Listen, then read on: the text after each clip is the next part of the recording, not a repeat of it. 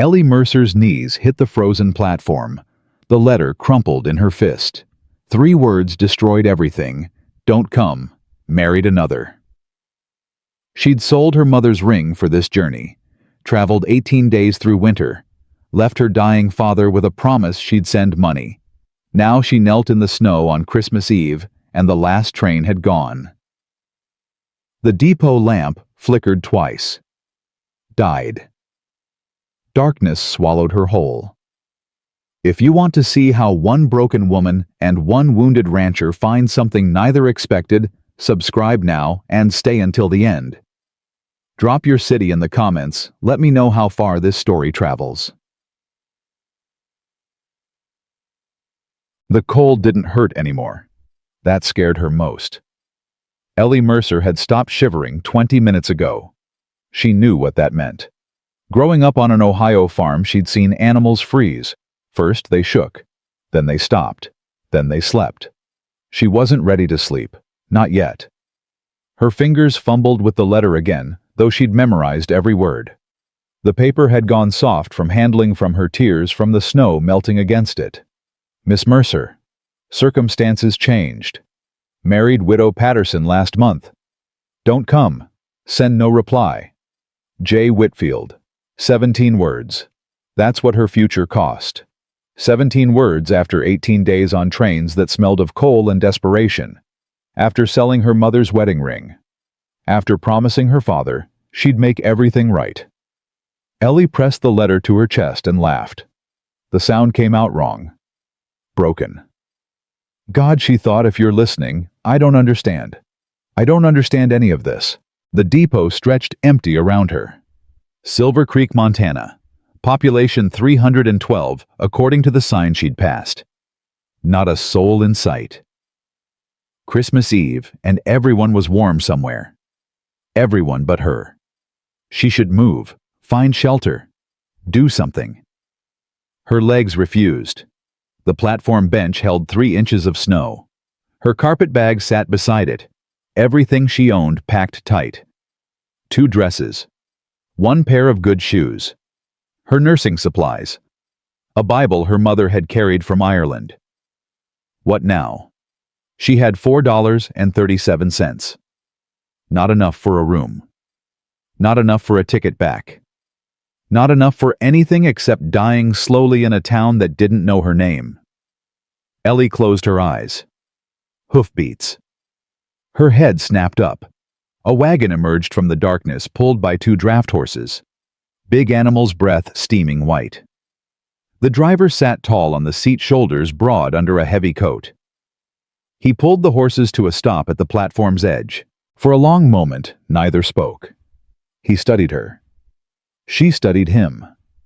The lamp was dead, but moonlight caught his face. Strong jaw, dark eyes, a scar on his chin, pale against weathered skin. Ma'am. His voice was low, rough. You waiting on someone? Ellie tried to stand. Her legs buckled. She caught herself on the bench, pride stinging worse than the cold. I was, she managed. He didn't come. The man's expression didn't change, but something shifted in his eyes. He set the brake, climbed down from the wagon. His boots crunched in the snow as he approached. How long you been out here? Since the 4 o'clock train. That was 5 hours ago. Yes, sir. Ellie lifted her chin. I'm aware. He stopped 3 feet away. Close enough to help, far enough to be proper. She noticed that. Noticed he was careful. You got somewhere to go? No. Someone coming for you? No. Money for a room? Her silence answered. The man removed his hat, ran a hand through dark hair going silver at the temples. He looked at the sky, then back at her. I'm Sam Thornton. Got a ranch about 4 miles out. Housekeeper lives there full time. You'd have your own room, lock on the door. Warm and proper. Ellie stared at him. You don't know me, she said. Why would you? Because it's Christmas Eve. His voice hardened. Because no one should die on a train platform while the town sings hymns a 1/4 mile away. Because I got a spare room and you got nowhere else. She should say no. A woman alone accepting shelter from a strange man. She knew what people would say, what they'd assume. But the cold had seeped into her bones, and something in his face, not pity, not lechery, just plain human decency, made her believe him. "Ellie Mercer," she said. "I accept your kindness, Mr. Thornton." He nodded, once picked up her carpet bag like it weighed nothing. "Miss Mercer." He helped her into the wagon. His hands were gentle despite their size. When she was settled, he tucked a wool blanket around her legs without asking permission. The horses started forward. The depot disappeared behind them. Ellie watched it go. The empty platform. The dead lamp. The place where her old life had ended. She faced forward. Whatever came next, it couldn't be colder than what she'd left behind. The wagon moved through darkness and snow. Sam Thornton didn't talk. Ellie was grateful. She had no words left. Instead, she counted fence posts passing in the moonlight. An old trick from childhood when her mother was dying and counting kept the panic away. 14, 15, 16. "You a praying woman, Miss Mercer?" His voice startled her. She'd almost forgotten he was there. "I was," she said carefully. "Tonight, I'm not sure what I am." He nodded like that made perfect sense. "My mother used to say God's loudest when we can't hear him. Never understood that till she was gone." "How long ago?" 2 years. Sam's jaw tightened. "Cancer." Took her slow. "I'm sorry." "Me too." They rode another mile in silence. Then lights appeared ahead. A 2-story house materialized from the snow. Not fancy, but solid, built to last. Lamplight glowed in the windows. Sam pulled the wagon to the porch. Before he could help her down, the front door flew open. A woman stood silhouetted against the warmth. Gray hair pinned neat wool shawl wrapped tight. She had a face like bread dough, soft and practical. Samuel Thornton. What in God's name? She stopped when she saw Ellie. "This is Miss Mercer," Sam said. "She needs shelter. Storm's getting worse." The woman's eyes swept over Ellie, taking stock, measuring. Then her expression softened into something like recognition. Like she'd seen this before. "Of course she does. Come in, child. Come in out of that cold." The house wrapped around Ellie like an embrace. Polished wood floors. A Christmas wreath over the fireplace. The smell of pine and fresh bread, and something sweet baking. She saw wealth in the quality of things. Careful wealth, not showy. And she felt her own poverty like a stain. "I'm Agnes McAllister." The woman took Ellie's frozen hands in her warm ones. "Lord, you're cold as death. Sam, get coffee. I'll take her upstairs." Ellie followed Agnes up a solid staircase, her legs shaking with each step. Guest rooms at the end of the hall. Agnes pushed open a door. "Fire's already going. I keep it ready just in case." The room was simple. Clean quilt, sturdy bed, small fireplace crackling with fresh wood. A Bible on the nightstand, same as her mother's. Ellie's throat tightened. "Why are you doing this?" she whispered. "You don't know me. You don't know anything about me." Agnes turned. Her eyes were kind, but sharp. "I know enough," she said. "I know what a woman looks like when the world's knocked her flat. I know Sam Thornton's got a good heart, even if he tries to hide it. And I know it's Christmas Eve." She patted Ellie's shoulder. "We can sort out the rest tomorrow. Tonight you're safe. That's all that matters." Agnes left. The door clicked shut. Ellie stood alone in the warm room. Firelight danced on the walls. Her hands trembled as she touched the quilt.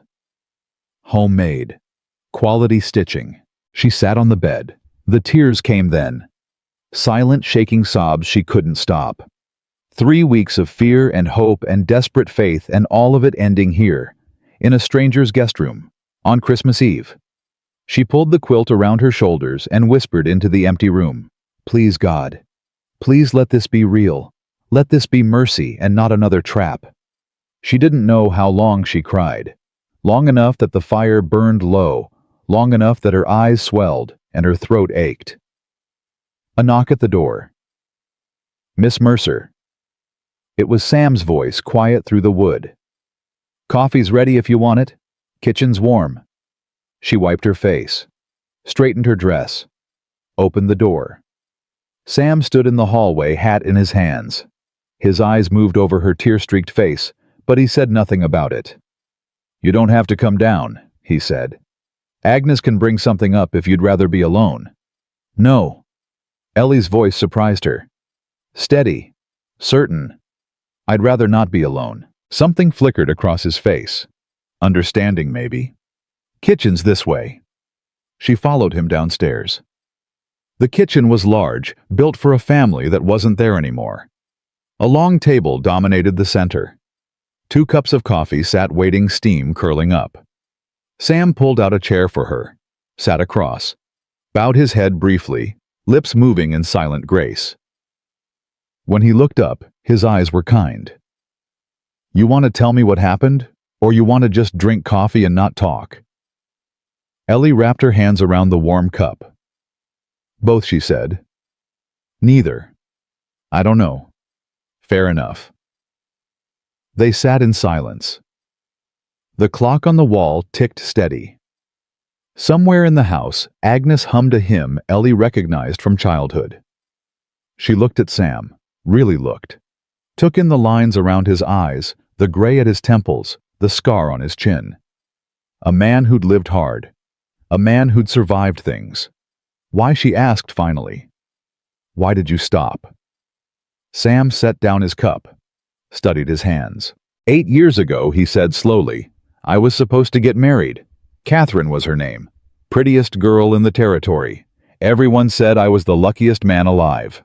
What happened? She ran off the night before the wedding, took up with a railroad man passing through, left me a note saying I was too boring for her, too quiet, said she wanted adventure." Ellie's chest tightened. "I'm sorry. Folks were kind enough to my face. Behind my back they laughed. Poor Sam Thornton couldn't keep his woman. Must be something wrong with him." His jaw worked. "I buried myself after that. Work and more work. Built the ranch into something. Made money. Made a name. But inside?" He stopped. Shook his head. "Inside I was freezing. Just like you were tonight. Just slower." Ellie set down her cup. "So you stopped because you recognized it?" "The freezing. I stopped because someone should have stopped for me, and no one did." He met her eyes. "I remember what cold feels like, Miss Mercer. Don't wish it on anyone." The clock ticked. The fire crackled. Agnes's humming drifted from somewhere deeper in the house. Ellie spoke before she could stop herself. "I came here to marry a man I'd never met. Jacob Whitfield. He owns the general store." "Owned." She corrected herself. "He wrote letters for 6 months, said he needed a wife, said he'd give me a good life, and instead he married someone else, a widow with land. I found out from a letter he didn't even have the courage to sign with his full name." Sam's expression darkened. "Whitfield's a coward, always has been. You know him, everyone knows everyone in Silver Creek." He leaned back. "Man inherited that store from his daddy and acts like he built it himself. Talks big, follows through small." Ellie almost laughed. "Almost. I sold my mother's ring to come here. I have $4 to my name. My father's dying back in Ohio. My brothers need schooling. And I'm stuck in Montana with no way home and no way forward."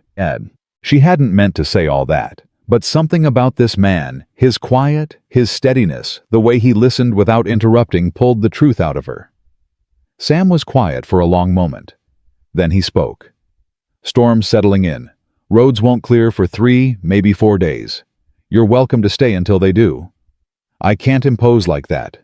It's not imposing. It's accepting help. There's a difference. But the town, I don't answer to the town. I answer to my conscience, and my conscience says I don't turn away women in trouble on Christmas Eve."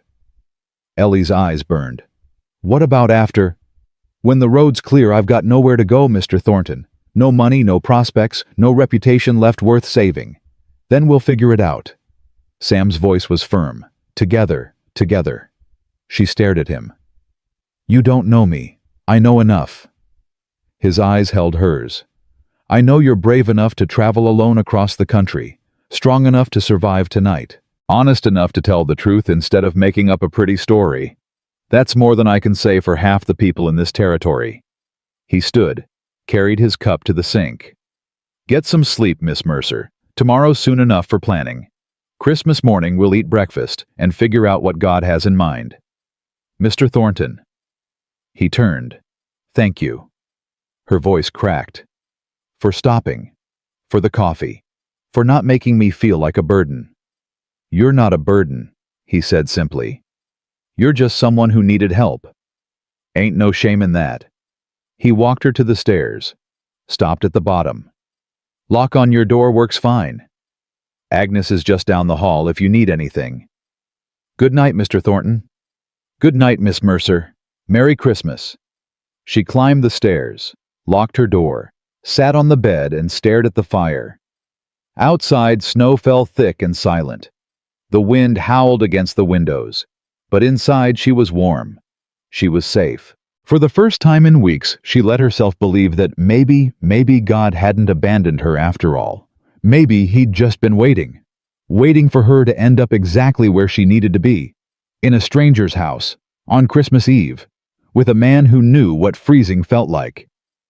Ellie pulled the blanket to her chin and closed her eyes. Sleep came fast, deep and dreamless.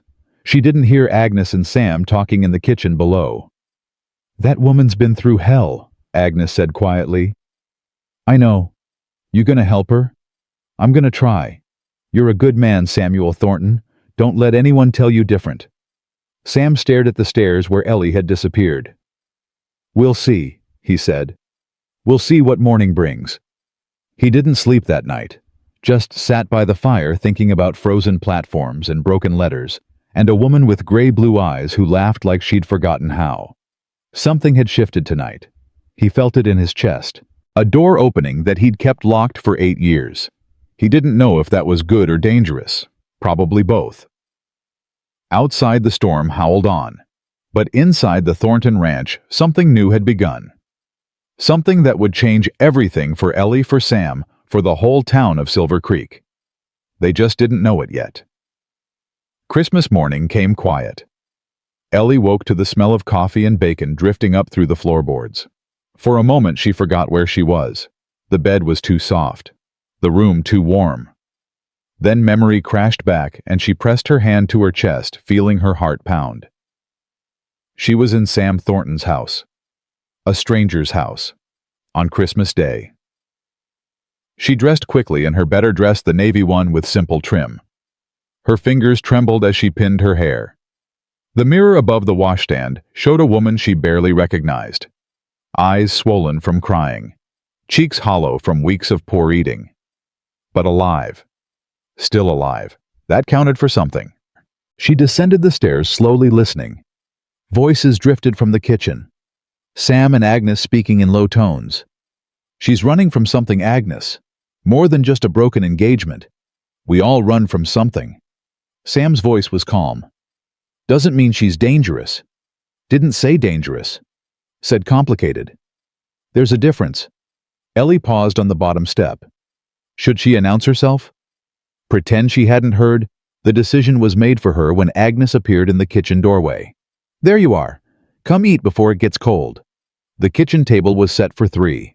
Eggs, bacon, biscuits, preserves. More food than Ellie had seen in a single meal for months. Her stomach cramped at the sight. Sam stood when she entered. Miss Mercer? Merry Christmas. Merry Christmas. She slid into the offered chair, hands folded in her lap. Mr. Thornton. Mrs. McAllister. Thank you for this. It's just Agnes, dear. And don't thank me yet. You haven't tasted my biscuits. Sam said grace. Simple words. Genuine faith. When he finished, Agnes passed the food. Ellie ate carefully, though her body screamed for more. She'd learned hunger's discipline. Eating too fast after starving made you sick. You got people back east? Agnes asked. Family waiting on word from you. Ellie set down her fork. My father, he's ill. Consumption. My mother passed 3 years ago. I have 2 younger brothers still at home, and they're expecting you to send money. Sam's voice was quiet. That's why you came west. It wasn't a question. He'd pieced it together. Yes. Ellie met his eyes. Jacob Whitfield promised a good life, a store that made profit. Said he needed a wife who could work hard and keep books. I thought... She stopped. Swallowed. I thought I could save my family by marrying Practical. Ain't nothing wrong with Practical, Agnes said firmly. World needs more practical and less romantic foolishness. But Whitfield had other ideas. Apparently. Ellie's voice hardened. A widow with land is worth more than a nurse with nothing. Sam's jaw tightened. He's a fool. He's a businessman, Ellie corrected. He made a calculation. I just came out on the wrong side of the numbers. Silence fell over the table. The clock ticked. Outside wind rattled the windows. Then Agnes spoke. What are you trained in? You said nurse midwife mostly. Ellie straightened. I trained under Dr. Patterson in Cleveland for 2 years. Delivered 63 babies. Treated fevers, set bones, stitched wounds. I'm not a doctor, but I know enough to help. Agnes and Sam exchanged a look.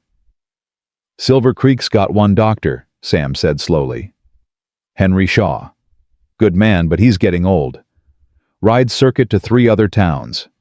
Gone more than he's here. Ellie's heart quickened. You're saying there might be work for me. I'm saying there might be need. Work depends on whether folks'll accept help from a stranger, and whether they'll accept help from a woman living under your roof. Ellie kept her voice steady. I heard what that means, Mr. Thornton. I'm not naive. The town will talk. Let them talk. Easy to say when it's not your reputation. Sam leaned back, studied her. You worried about me or about yourself? Both. Ellie met his gaze. You've shown me kindness. I won't repay it by destroying your standing in this community. My standing's my business, and my honor's mine. She lifted her chin. I won't be a kept woman, Mr. Thornton, real or perceived. If I stay, I work. I pay my way. I make myself useful enough that even the gossips have to respect it. Something shifted in Sam's expression. Approval, maybe? Or surprise. Fair enough, he said. Agnes, you got thoughts? The older woman was smiling. I like her. She's got spine. Spine won't feed her, Sam said dryly. No, but spine'll keep her standing when the town tries to knock her down. Agnes stood, began clearing plates. Storm's got another 2 days in it at least. That's 2 days to figure out a plan. Right now I need help with the Christmas dinner. You know how to cook, girl? Ellie stood. Yes, ma'am, I do. Good. Sam, get out of my kitchen. Go check on the horses or something useful. Sam grabbed his coat, paused at the door. Miss Mercer. Yes, I'm glad you're here. Whatever comes next, I'm glad. He left before she could respond. Agnes handed her an apron. That man hasn't said that many words in a month, she said. Don't know what you did to him, but keep doing it. They worked side by side through the morning. Ellie learned the kitchen's rhythms, where Agnes kept the flour, how she liked her vegetables cut. The older woman talked while they worked stories of the Thornton family of Montana winters, of her own journey west 40 years ago. I came out here with my husband, she said. He worked the mines up north, died in a collapse when I was 32. No children, no family. Mrs. Thornton, Sam's mother, she took me in, gave me work, gave me purpose, so you understand. I understand exactly. Agnes's hands stilled on the bread dough. This territory's hard on women, hard on anyone alone, but it's also honest. People out here, they see what you do, not just what you say. You prove yourself useful, they'll respect you eventually. And if I don't prove myself, then you move on to the next town and try again. But I don't think that'll happen. Agnes resumed kneading. I watched you eat this morning. Careful, disciplined. You've known hunger. You've known hard. Women like that don't break easy. Ellie's eyes burned. She blinked fast, focused on the carrots she was chopping. Can I ask you something? Ask. Mr. Thornton. Sam. The woman who left him. Do people still talk about it? Agnes was quiet for a moment. Not as much anymore. But it changed him, made him careful, made him closed off. She sighed. He was different before, lighter, used to laugh at the socials dance with the girls. After Catherine left, he just stopped, buried himself in work, stopped going to town unless he had to. 8 years is a long time to stay buried. That it is. Agnes looked at her sharply. Why do you ask? Ellie kept her eyes on the carrots. No reason. Agnes didn't sound convinced. Well, whatever your reason, I'll tell you this, that man deserves better than what he got. And if you're thinking of hurting him, I'm not thinking of anything. Ellie set down the knife. I'm just trying to survive Mrs. McAllister. That's all I've got room for right now. Agnes studied her for a long moment. Then she nodded. Fair enough. Now finish those carrots. They worked in comfortable silence after that, but Ellie's mind kept circling back to Sam Thornton, to the way he'd looked at her across the kitchen table, to the way he'd said, I'm glad you're here. She pushed the thoughts away. Survival first. Everything else could wait. Christmas dinner was quiet but warm. Just the three of them at the long table, food enough for 10. Sam carved the goose. Agnes served the potatoes. Ellie poured the cider. They talked about small things, weather, horses, the state of the fences after last month's windstorm. Ellie listened more than she spoke, learning the rhythms of this household, the history hidden in casual references. Sam mentioned his father, dead 16 years now, kicked by a horse he was trying to break. He was stubborn, Sam said. Thought he could gentle anything with enough patience. That horse proved him wrong. But he taught you to ranch, Agnes added. Taught you everything worth knowing. Sam nodded. Everything except how to handle people. That was Mama's department. And now you've got me, Agnes said tartly.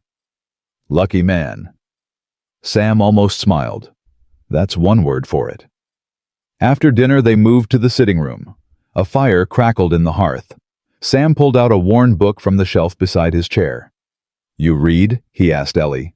Every chance I get. He held up the book. Dickens, A Christmas Carol. Seemed appropriate. Ellie felt something loosen in her chest. I haven't heard that story read aloud since my mother was alive. Then sit. Listen. She settled into the chair across from him. Agnes took up mending and the corner needles clicking softly. Sam began to read. His voice was low, rough, not polished like the actors who'd performed at the Cleveland Theater. But something about the rawness made it better, more honest. Ellie closed her eyes and let the words wash over her. For the first time in months, she felt something like peace. They got through 2 chapters before the knock came. Sharp, urgent, pounding on the front door like the devil himself was chasing. Sam was on his feet instantly, book forgotten. Agnes set down her mending face tight. Who'd be out in this storm? She muttered. Sam pulled open the door. A man stood on the porch covered in snow hat, clutched in shaking hands. Ellie recognized the type ranch hand, young, scared half to death. Mr. Thornton, sir. The boy could barely get the words out. It's Mrs. Patterson. The baby's coming and Doc Shaw's in Billings and there's no one. Slow down. Sam gripped the boy's shoulders. Breathe. Tell me. The boy gulped air. Mrs. Patterson. She's 4 miles east. Baby's coming early. Something's wrong. Mr. Patterson rode to town for help, but there ain't no one. Ellie was on her feet before she knew she'd moved. I'm a midwife, she said. Trained, experienced. How early is the baby? The boy stared at her. Who are you? That doesn't matter. How early? 2 months maybe. Mrs. Patterson kept saying it wasn't time yet, but the pains started this morning, and they ain't stopping. Ellie's mind raced. 2 months early. Breach possible. Hemorrhage possible. 100 things that could go wrong. I need to go, she said. Sam was already grabbing his coat. I'll drive. Roads are rough, but the wagon can make it. Mr. Thornton. You don't have to. I know that ranch. You don't. He turned to Agnes. Get her supplies. Whatever medical things she brought. Agnes was already moving toward the stairs. The boy hovered in the doorway, shivering. Should I go back? Tell them help's coming? Yes. Sam handed him a flask from the shelf. Drink that first. Warm up. Then ride. 5 minutes later, Ellie was in the wagon with her nursing bag. Sam drove the horses hard through the snow, the wind cutting like knives. She gripped the seat, mind running through procedures. Early delivery, possible complications, limited supplies. No doctor. Lord help me, she prayed silently. Let me be enough. Tell me about the Pattersons she called over the wind. Sam didn't take his eyes off the road. Good people. Tom Patterson runs cattle smaller operation than mine. Mary's young, maybe 20. This is her first baby. First baby. 2 months early. In a blizzard. Ellie closed her eyes. Breathed. I can do this. I've done harder. Have you? She opened her eyes. Sam was watching her now, the horses knowing the road well enough to manage on their own for a moment. I delivered a baby once during a cholera outbreak. Mother was dying, father dead. I was the only one there. And mother lived. Baby lived. Ellie held his gaze. I didn't sleep for 3 days, but they lived. Sam turned back to the road. Good. Because Mary Patterson's going to need someone who doesn't give up. I don't, Ellie said. I never have. The Patterson ranch was small but tidy. Light blazed in every window. When the wagon pulled up, a man burst out the front door, Tom Patterson. Ellie assumed, broad, weathered terror in his eyes. You the midwife? He didn't wait for confirmation. She's upstairs. Bleeding. Please, you gotta help her. Ellie was out of the wagon before Sam could offer a hand. Take me to her, now! The house was warm inside, too warm. Ellie stripped off her coat as she climbed the stairs. The smell hit her first blood and sweat and fear. Mary Patterson lay in the bedroom, face white as the sheets beneath her. An older woman knelt beside the bed trying to soothe her, but Mary's eyes were wild. Tom, she gasped when she saw her husband. Tom, I can't. Help's here. Tom's voice broke. She's a midwife. She's going to help. Ellie moved to the bedside, took Mary's hand. Mrs. Patterson? Mary, look at me. The young woman's eyes found hers. I need you to breathe, Ellie said firmly. Slow, deep. Can you do that for me? It hurts. Tears streamed down Mary's face.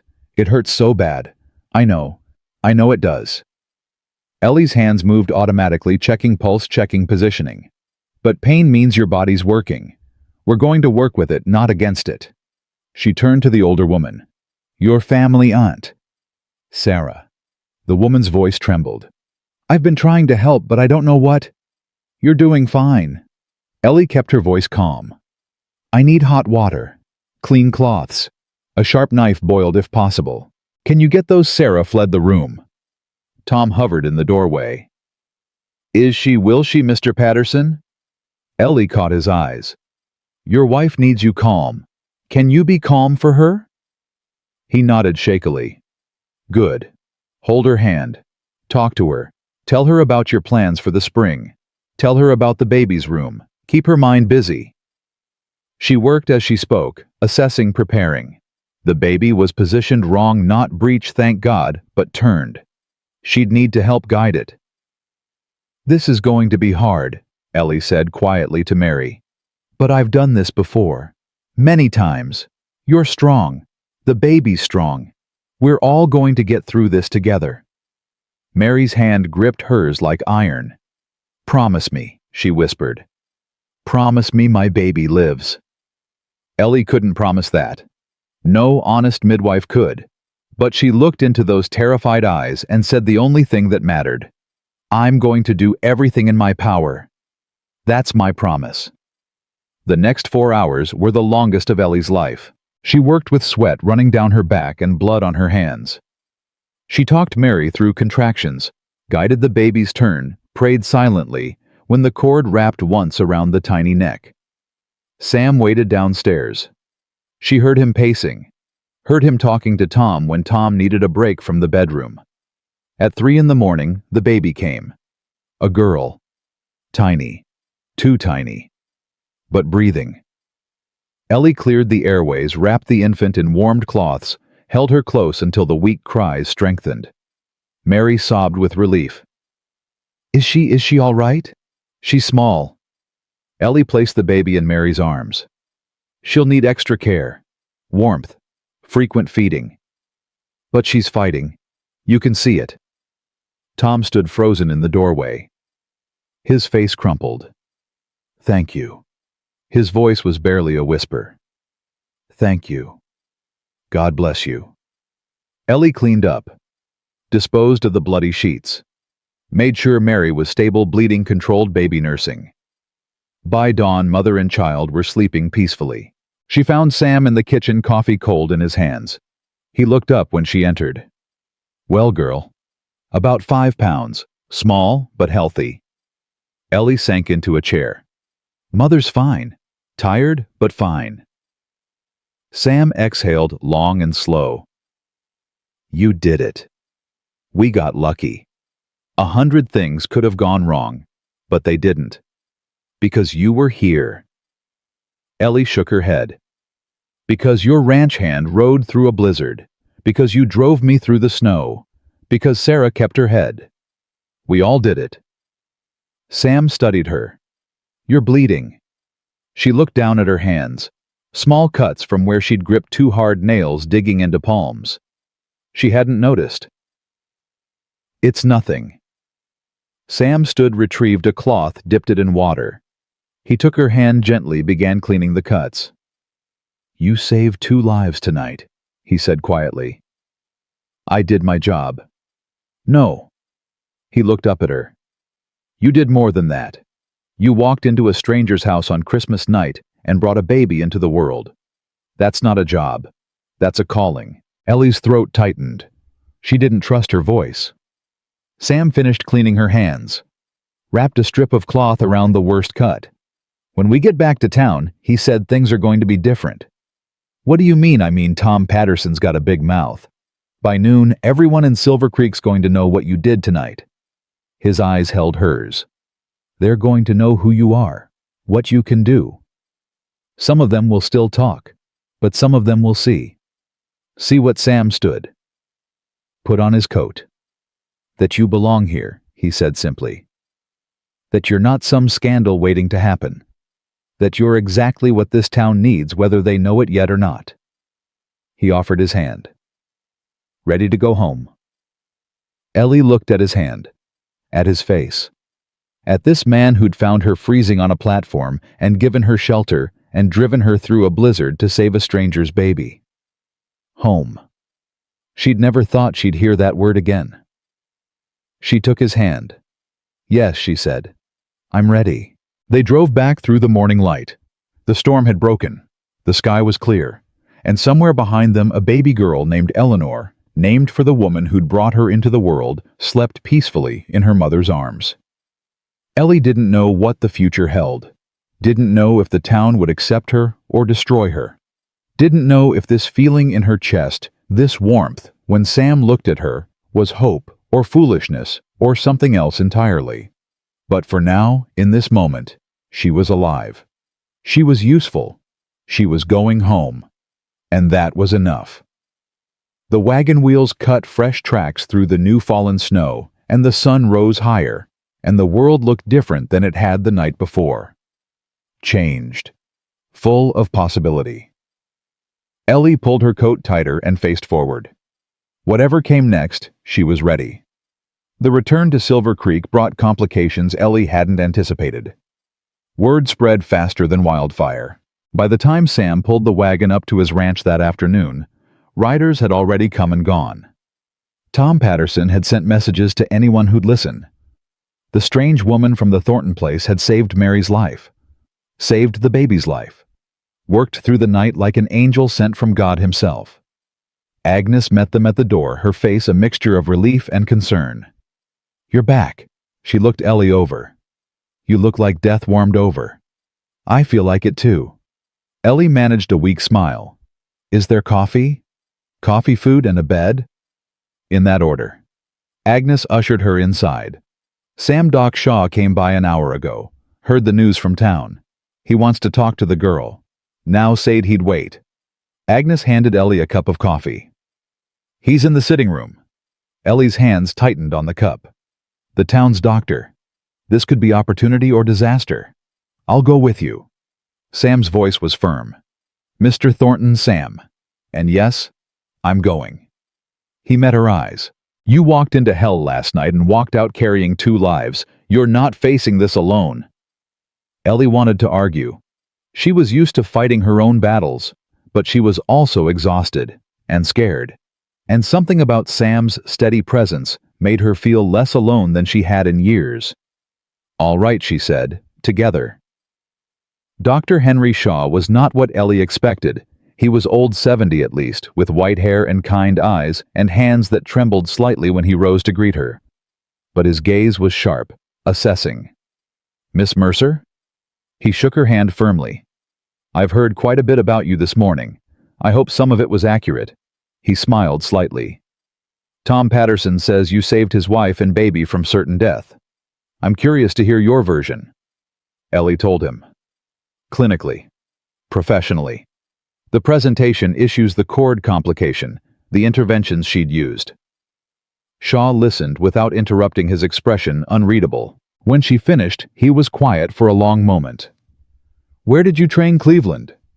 Under Dr. James Patterson, no relation. 2 years of formal study, 3 years of practical experience. Patterson. Shaw nodded slowly. I've read his papers. Good man. Ahead of his time in some ways. He taught me everything I know.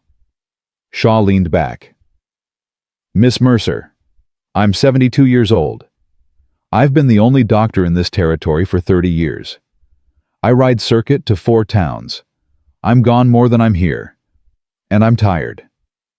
Ellie's heart quickened. What are you saying? I'm saying this territory needs more than one doctor. I'm saying I've watched young mothers die because I couldn't get there in time. I'm saying I just heard about a woman who did in one night what I might not have been able to do myself. Shaw's eyes met hers. I'm asking if you'd consider working with me. Working with you officially, as my assistant. I can't make you a doctor, the medical board wouldn't allow it, but I can supervise, train you further, give you legitimacy. Sam shifted beside her. Doc, you know what people will say. A woman practicing medicine, I know exactly what they'll say. Shaw cut him off. They'll say the same things they said about me when I started treating Indians 40 years ago. They'll gossip and complain and clutch their pearls. And then when their children get sick, they'll come begging for help anyway. He turned to Ellie. The question is whether you're willing to face that. Ellie's mind raced. A position, legitimate work, a chance to build something, but also scrutiny, judgment. Her living situation with Sam would be examined under a microscope. What about Ellie hesitated? What about the fact that I'm staying at the Thornton Ranch? Shaw raised an eyebrow. Mrs. McAllister is there, isn't she? Yes, sir. And Mr. Thornton has behaved with complete propriety. Complete, Sam said flatly. Then what happens in that house is no one's business but yours. Shaw stood. Miss Mercer, I've been doctoring long enough to know that character matters more than circumstance. I saw character last night, even if I wasn't there to witness it. He extended his hand. Think about my offer. I'll be in town for 3 more days before I ride to Billings. Ellie shook his hand. Thank you, Dr. Shaw. I'll give you my answer before you leave. After he left, silence filled the room. Sam spoke first. That's a real opportunity. I know. You're going to take it. Ellie looked at him. Am I? You'd be a fool not to. And you're not a fool. She almost smiled. How do you know? Because fools don't survive blizzards. They don't deliver babies in strangers' houses. They don't look a town doctor in the eye and recite medical procedures like they're reading from a textbook. Ellie sank into a chair. If I take this position, things get harder for you. People will talk more, not less. They'll say, "I don't care what they say." Sam sat across from her. "I care about what's true. And what's true is that you belong here. You've got skills this territory needs. You've got strength most men I know don't have. Running away because of gossip would be a waste. I've never run from anything in my life." "I know." He leaned forward. "So don't start now." Ellie looked at him. Really looked.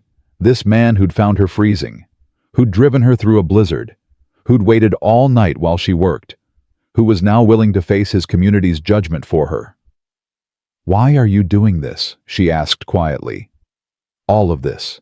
The shelter, the support, the willingness to fight. You don't know me. You don't owe me anything." Sam was quiet for a long moment. 8 years ago, he said slowly, "I needed someone to fight for me, to stand up and say I was worth something. I didn't get that. I got pity. I got whispers. I got people pretending not to see me struggling." He met her eyes.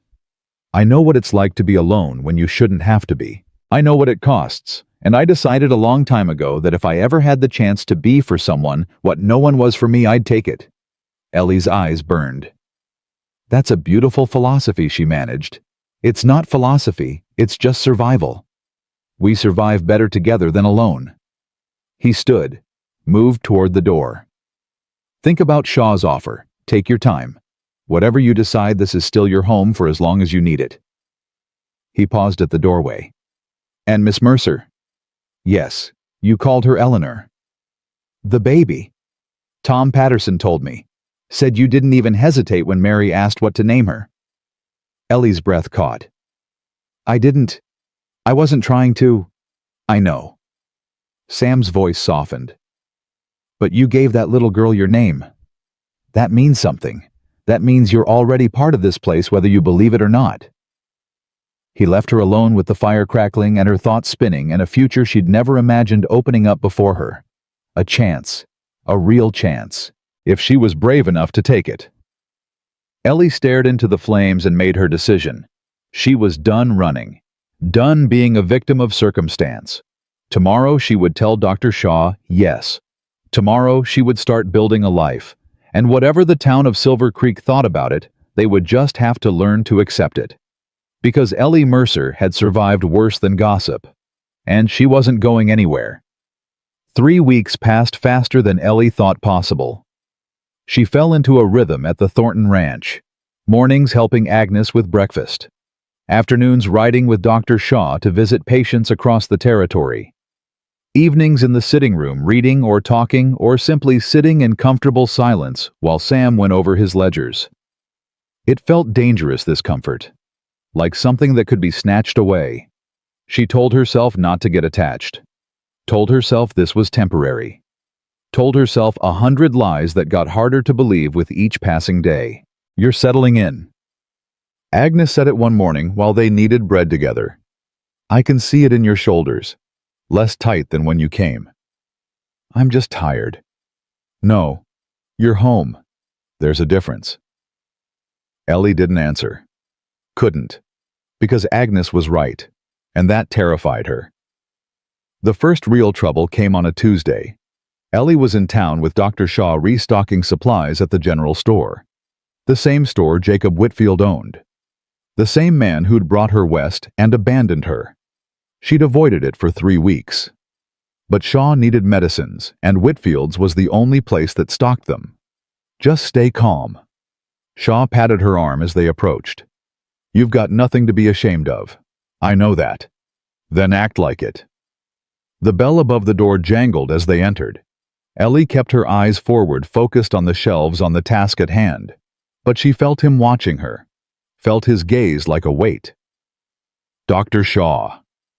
Jacob Whitfield's voice was too loud, too jovial. "Good to see you. What can I help you with today?" He was shorter than Ellie had imagined from his letters. Rounder. His smile didn't reach his eyes. "Need some laudanum," Shaw said briskly. "Bandages. Carbolic acid if you've got it."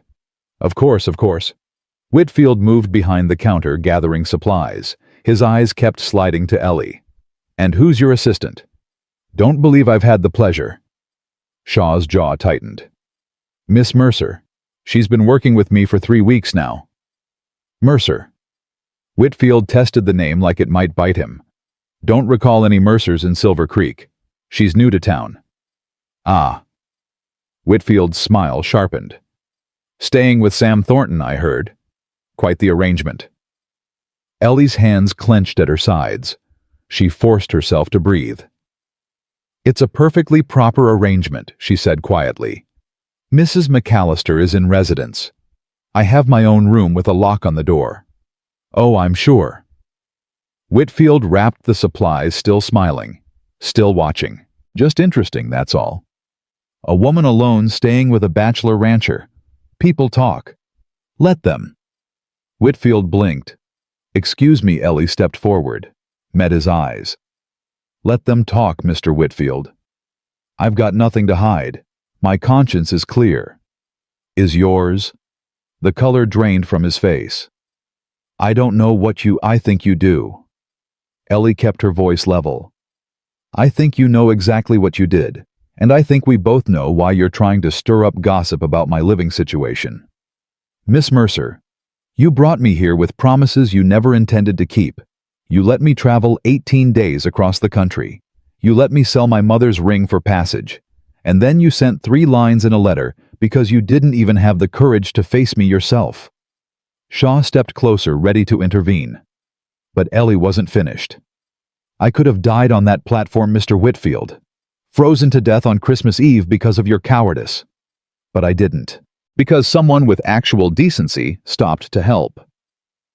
The store had gone silent. Ellie became aware of other customers watching, listening. So, yes. She straightened her spine. I'm staying at the Thornton Ranch. I'm working with Dr. Shaw. I'm building a life in this town despite what you did to me. And if that bothers you, Mr. Whitfield, I suggest you examine your own conscience instead of trying to destroy mine. She turned and walked out. Shaw caught up to her on the boardwalk, supplies in hand. Well, he said mildly, that was something. I shouldn't have lost my temper. You didn't lose it. You used it. There's a difference. He patted her shoulder. Besides, that man had it coming. Half the town knows what he did. The other half just learned. Ellie's hands were shaking. She clenched them together, tried to steady herself. It doesn't matter what I said. He'll still spread rumors. He'll still try to hurt me. Probably. Shaw started walking toward the wagon. But now you've shown the town who you are. A woman who fights back. A woman who tells the truth. That matters more than you think. They were halfway to the wagon when a voice stopped them. Miss Mercer. Ellie turned.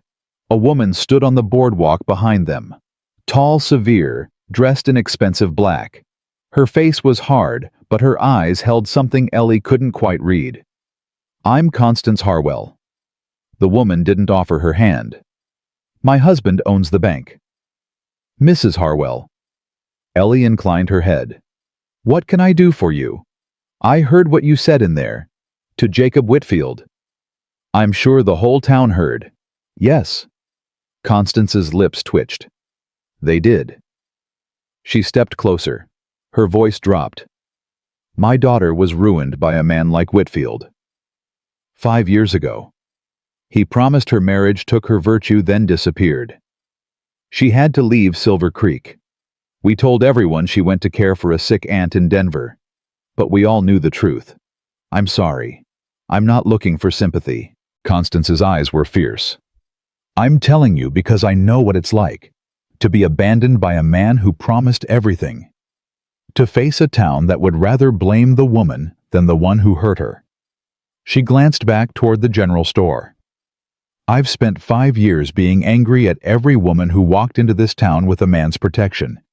Jealous, maybe. Bitter. I saw you arrive at church last week, and I thought, here's another one.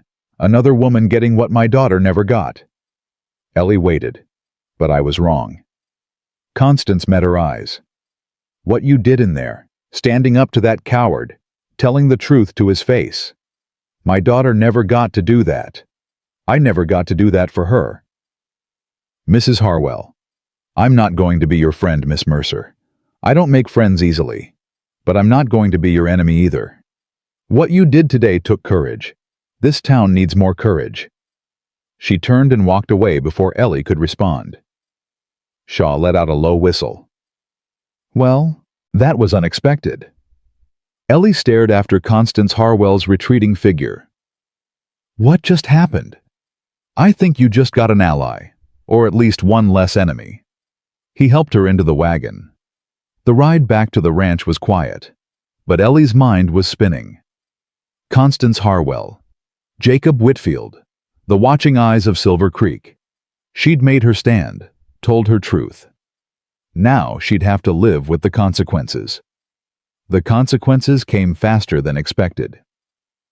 That Sunday, Ellie went to church with Sam and Agnes. She dressed carefully in her navy dress hair, pinned neat borrowed gloves from Agnes. She held her head high as they walked in. The whispers started before they reached the door. She heard fragments as she passed. That woman, living in sin, shameless. Poor Sam Thornton. The Whitfield woman. She kept her eyes forward. Sam walked beside her, hand at the small of her back. Steady. Certain. They sat in the second pew. The Thornton family's traditional spot. Ellie felt eyes boring into her back like knives. Reverend Whitfield stood at the pulpit. Ellie's stomach dropped. Whitfield. The same name as Jacob.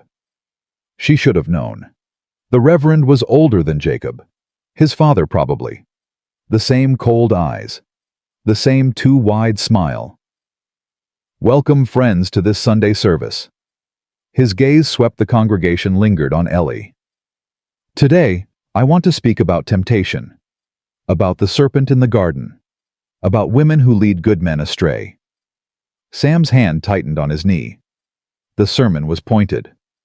Obvious. References to Jezebel, to fallen women, to the importance of propriety and the dangers of tolerating sin in the community. Ellie sat perfectly still.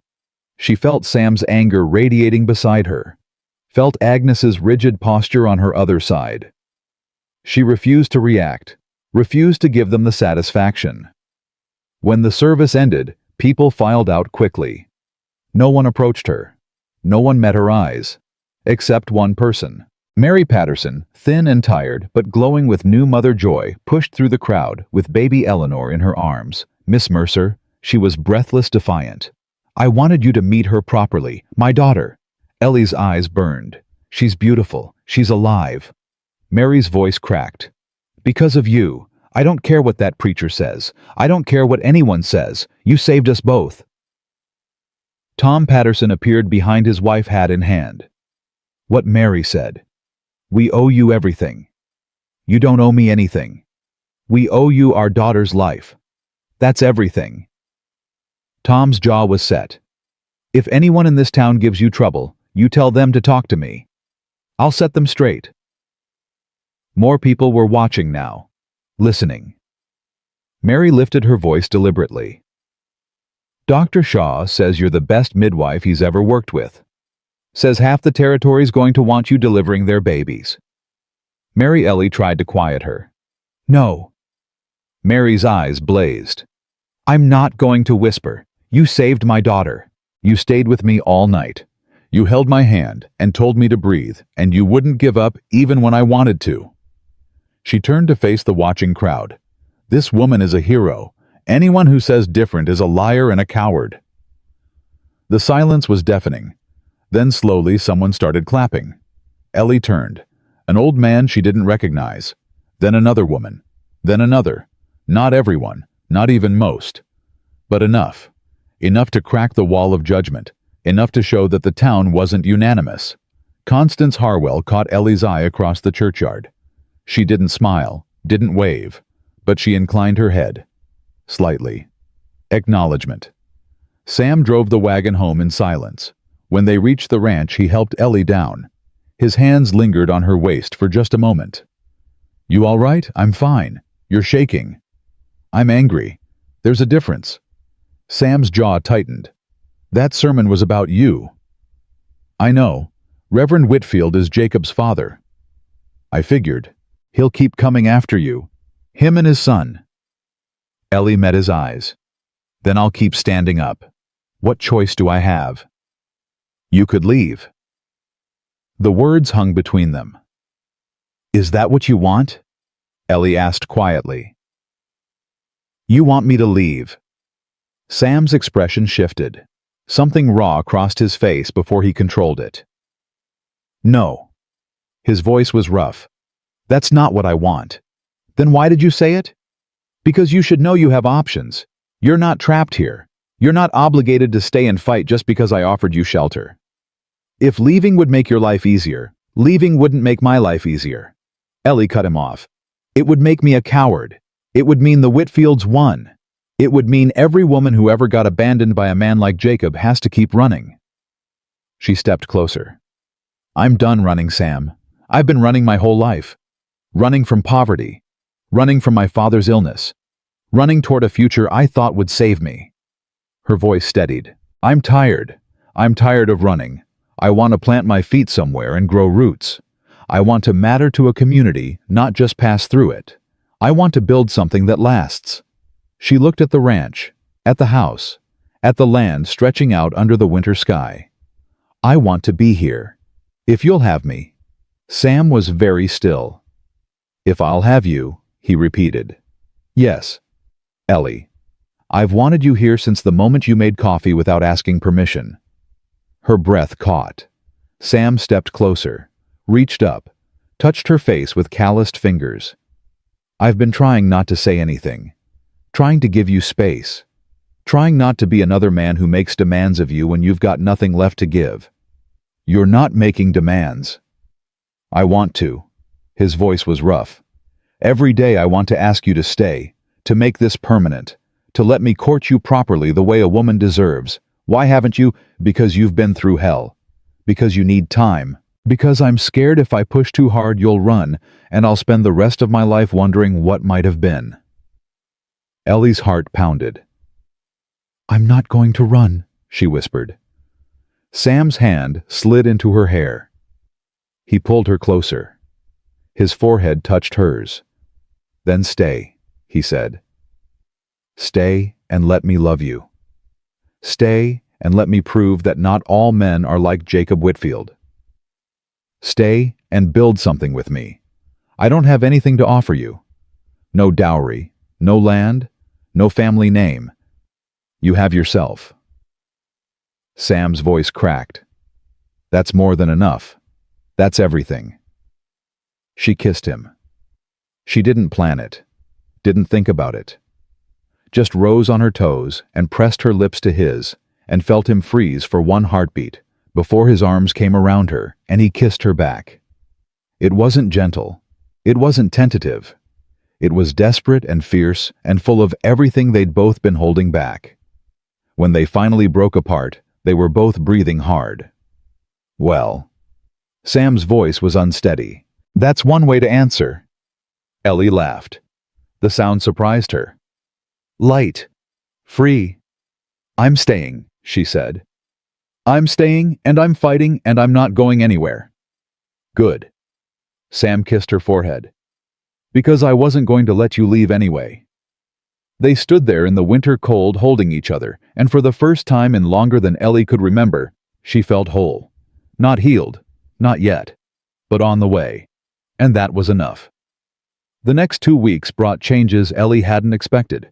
Word spread about the scene at church, about Mary Patterson's declaration, about the people who'd clapped. Slowly, carefully, some of the town began to thaw. Mrs. Henderson, the blacksmith's wife, brought a pie to the ranch.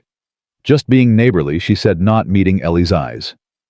My sister had a hard birth last year. She almost died. I keep thinking if someone like you had been there. The widow Morrison stopped Ellie in town to ask about tonics for her arthritis. The school teacher, Miss Adams, invited Ellie to tea and spent 3 hours asking about her medical training. Not everyone. The Whitfields still preached against her. Mrs. Dalton, the mayor's wife, refused to acknowledge her existence. A group of church ladies crossed the street when they saw her coming. But enough people opened their doors. Enough people saw past the gossip to the woman underneath. And then, one cold February morning, everything changed again. Ellie was in the kitchen with Agnes when a rider came galloping up the drive. She recognized him, one of the Thornton Ranch hands, young Billy Meeks. Sam met him at the door. "What is it, Doc Shaw, sir?" Billy was gasping for breath. "He collapsed in town. Heart, they think. Sheriff sent me to fetch Miss Mercer." Ellie was already grabbing her medical bag. "How bad?" "Bad, miss. Real bad." She rode behind Billy, pushing her horse hard through the cold. The town was 3 miles. They made it in 20 minutes. The doctor's office was crowded when she arrived. Sheriff Warren stood outside, face grim. "Miss Mercer, thank God. He's asking for you." Inside, Dr. Shaw lay on his own examination table. His face was gray, his breathing shallow, but his eyes were open, alert. "Ellie." His voice was a whisper. "Come here." She knelt beside him, took his hand. "I'm here.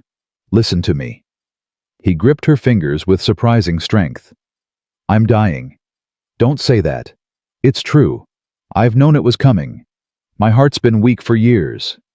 Shaw coughed. "But that's not what matters. What matters is you." "Dr. Shaw, be quiet and listen." His eyes blazed. "You're ready. You've been ready for weeks. You know everything I know. More maybe. I can't replace you. You're not replacing me. You're continuing the work." He reached under his pillow, pulled out a folded paper. "I wrote a letter to the medical board in Helena, recommending you for a provisional license." "A license?" Ellie stared at him. "But I'm not. I haven't." "You've delivered 16 babies in 3 weeks. You've treated more patients than I have. You've earned this." Shaw pressed the letter into her hand. "Take it. Send it. And don't let anyone tell you you're not good enough." Tears streamed down Ellie's face. "I can't do this without you." "You already are." Shaw smiled weakly. "You've been doing it since the night you saved Mary Patterson. I just gave you permission to believe it." His breathing was getting shallower. "Ellie, one more thing. Yes, that rancher of yours, Sam Thornton. What about him? Marry him." Shaw's eyes crinkled. "Life's too short for waiting. And he looks at you like you hung the moon." A sob escaped her. "I will." "Good. That's settled then." His hand went slack in hers. The room went silent. Ellie bowed her head and wept. She wept for the old man who'd believed in her when no one else did, who'd given her a chance, who'd seen what she could become before she saw it herself. She wept for the future he wouldn't see, the lives she would save because he'd taught her how. She wept for herself, for the girl who'd arrived in Silver Creek with nothing, for the woman who was going to have to carry forward alone. The sheriff's hand settled on her shoulder. "I'm sorry, Miss Mercer." She wiped her eyes, stood. "I need to send a letter," she said. "To Helena, to the medical board." Sheriff Warren blinked. Now. Ellie's voice was steady. "Dr. Shaw gave me instructions. I intend to follow them." She walked out of that office different than she'd walked in. Something had hardened inside her, crystallized. She knew what she had to do now, knew what she was meant for. Silver Creek needed a doctor, and Ellie Mercer was going to become one, whether the town liked it or not. The funeral was held 3 days later.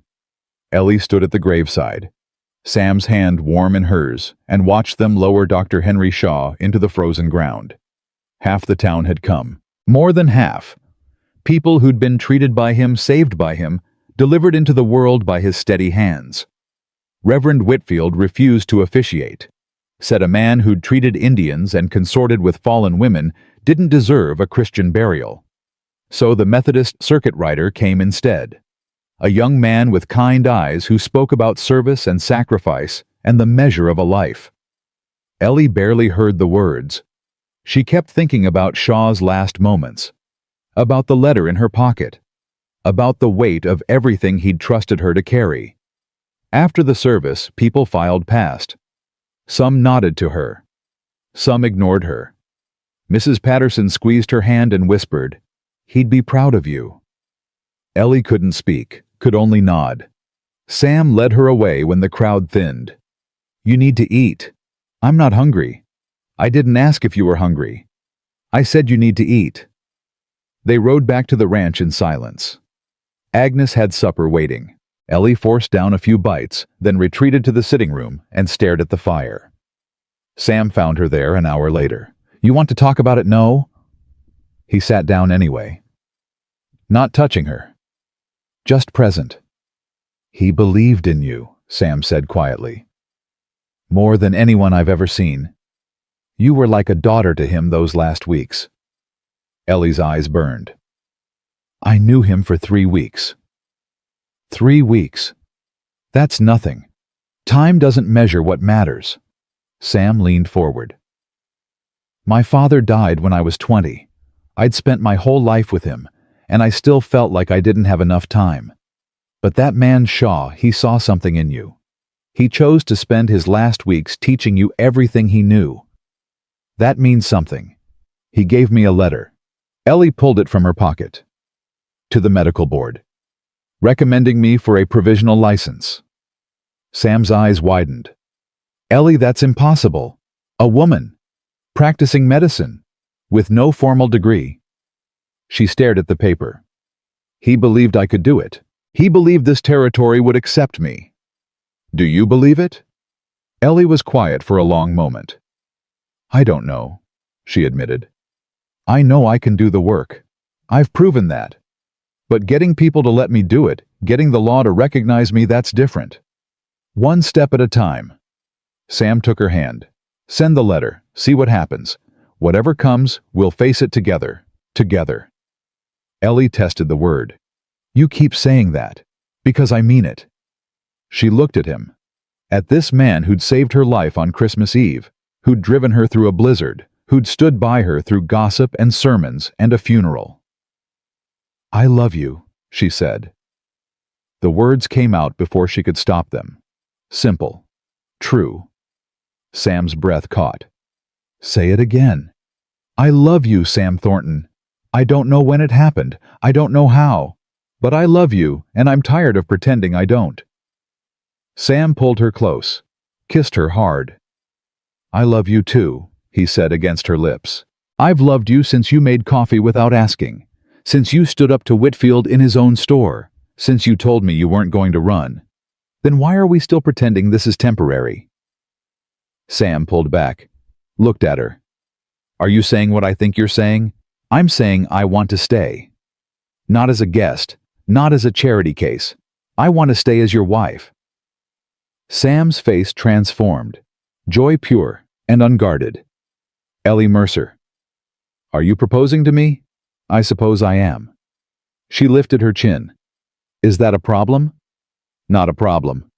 Sam laughed. Just unexpected. He cupped her face in his hands. "I was going to wait. I had a whole plan. A ring. A speech. I don't need a ring or a speech. I just need you. You've got me." Sam kissed her forehead. "You've had me since the moment you stepped off that platform.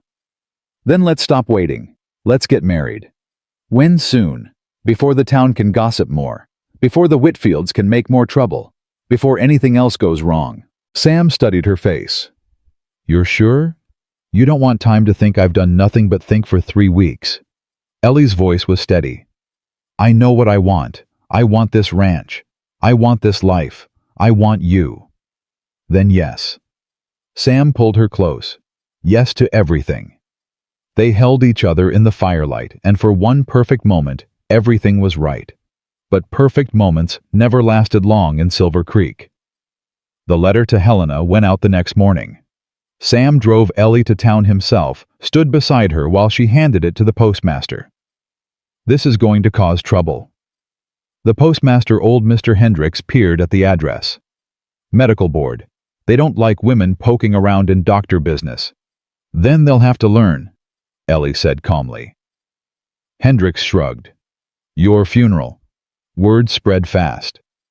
By afternoon, everyone knew that the woman from the Thornton Ranch had applied for a medical license, that she intended to take over Doc Shaw's practice, that she thought she had the right to treat patients, deliver babies, practice medicine like a man.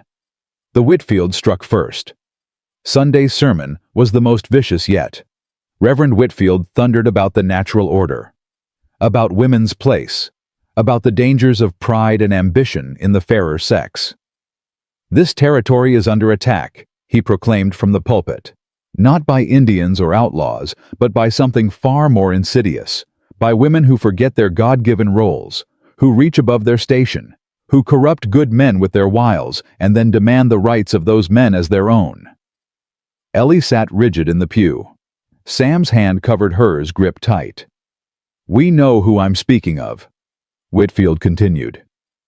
"We all know.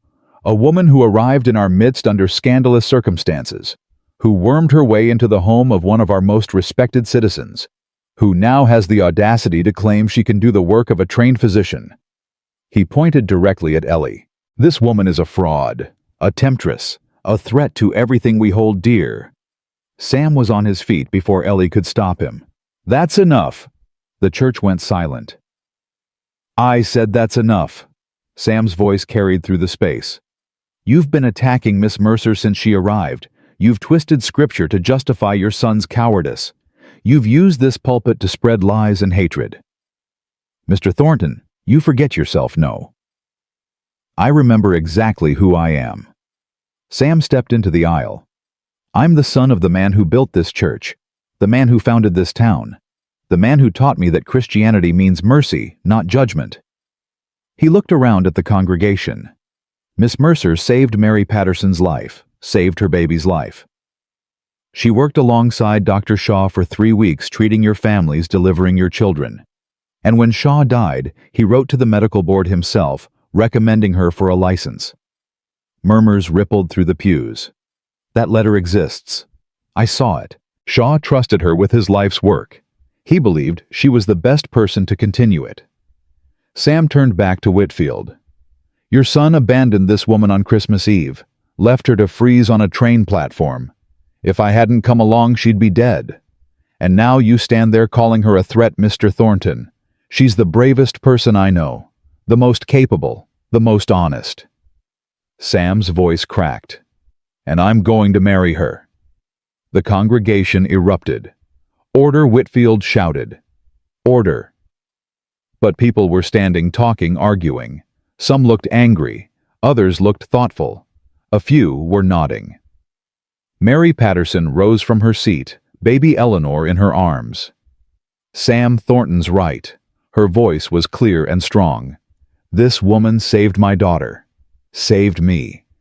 I don't care what Reverend Whitfield says. I trust her with my life."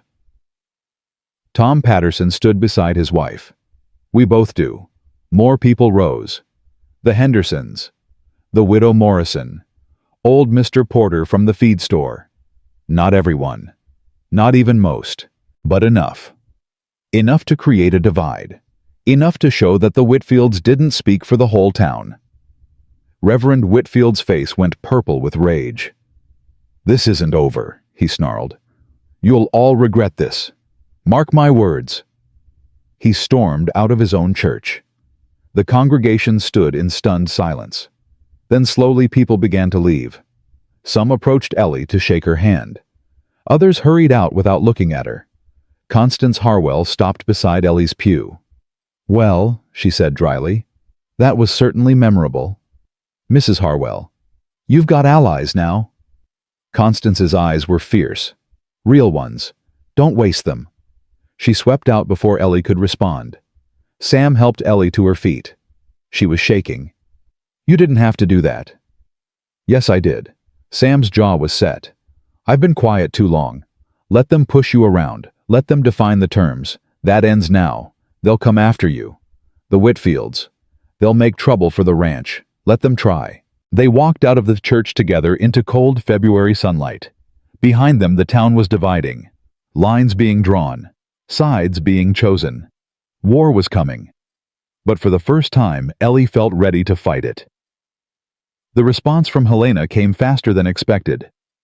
3 weeks after Ellie sent her letter, a rider arrived at the Thornton Ranch with an official envelope bearing the seal of the Montana Territory Medical Board.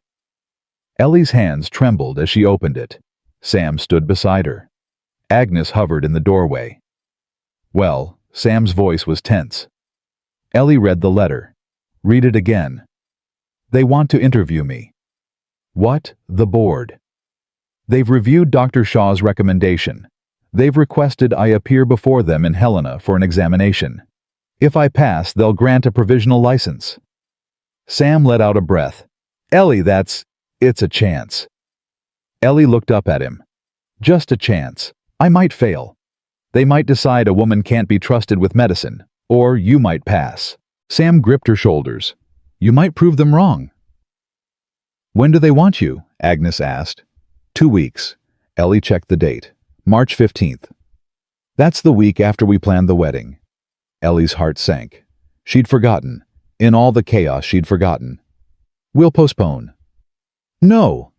Sam's voice was firm. We won't, Sam. We're getting married on March 7th like we planned. Then I'm taking you to Helena myself. He pulled her close.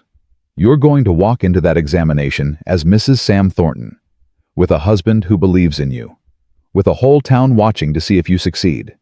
Not the whole town. Enough of it. Sam kissed her forehead. Enough to matter. Ellie leaned into him. I'm scared, she admitted. What if I'm not good enough? You delivered a baby in a blizzard your first night in Montana. You've treated more patients in 2 months than most doctors see in a year.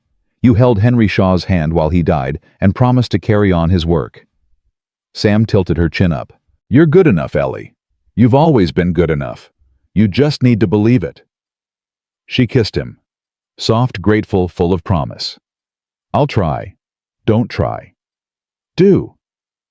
Agnes cleared her throat from the doorway. If you two are done being romantic, we've got a wedding to plan, and I'm not doing all the work myself. Ellie laughed. The sound surprised her. Light. Free. Yes, ma'am, she said. We're coming. She tucked the letter into her pocket and followed Sam into the kitchen. 2 weeks until the wedding. 3 weeks until Helena. Everything was about to change. She just had to survive long enough to see it. The Whitfields made their move 3 days before the wedding. Ellie was in town buying fabric for her wedding dress with Agnes when she saw them coming. Jacob Whitfield and his father flanked by 2 men she didn't recognize. Official-looking, stern. Miss Mercer. Reverend Whitfield's voice dripped with false courtesy. These gentlemen are from the Territorial Marshal's office. They have some questions for you. Ellie's blood went cold. What kind of questions? The older marshal stepped forward. Miss Mercer, we've received a complaint. Allegations that you've been practicing medicine without a license. That you've endangered lives through incompetence. That you've fraudulently represented yourself as a medical professional. That's not true. We have sworn statements. The marshal held up papers. From Jacob Whitfield. From several concerned citizens. They allege you caused the death of Dr. Henry Shaw through negligence. Ellie's vision went white. Dr. Shaw died of heart failure. His heart had been weak for years. He told me himself. Can you prove that I... Ellie's voice failed. The marshal's expression was cold. Miss Mercer, we're going to need you to come with us. You're being detained pending investigation. Detained in the town jail. Until we can sort this out. No. Agnes stepped forward. You can't do this. She hasn't done anything wrong. Ma'am, step aside. This is persecution. Agnes's voice rose. The Whitfields have been trying to destroy this girl since she arrived. They're using you to finish the job. Ma'am, I won't ask again. Ellie touched Agnes's arm. It's all right. It's not all right. Go get Sam. Ellie kept her voice steady. Tell him what happened. He'll know what to do. Agnes hesitated. Then she nodded and hurried away. The marshals escorted Ellie to the jail, a small building at the edge of town. 1 cell. Cold, bare. They locked her in. Ellie stood at the bars and watched Jacob Whitfield smile. Should have left when you had the chance, he said. Now you'll spend the rest of your life regretting you didn't.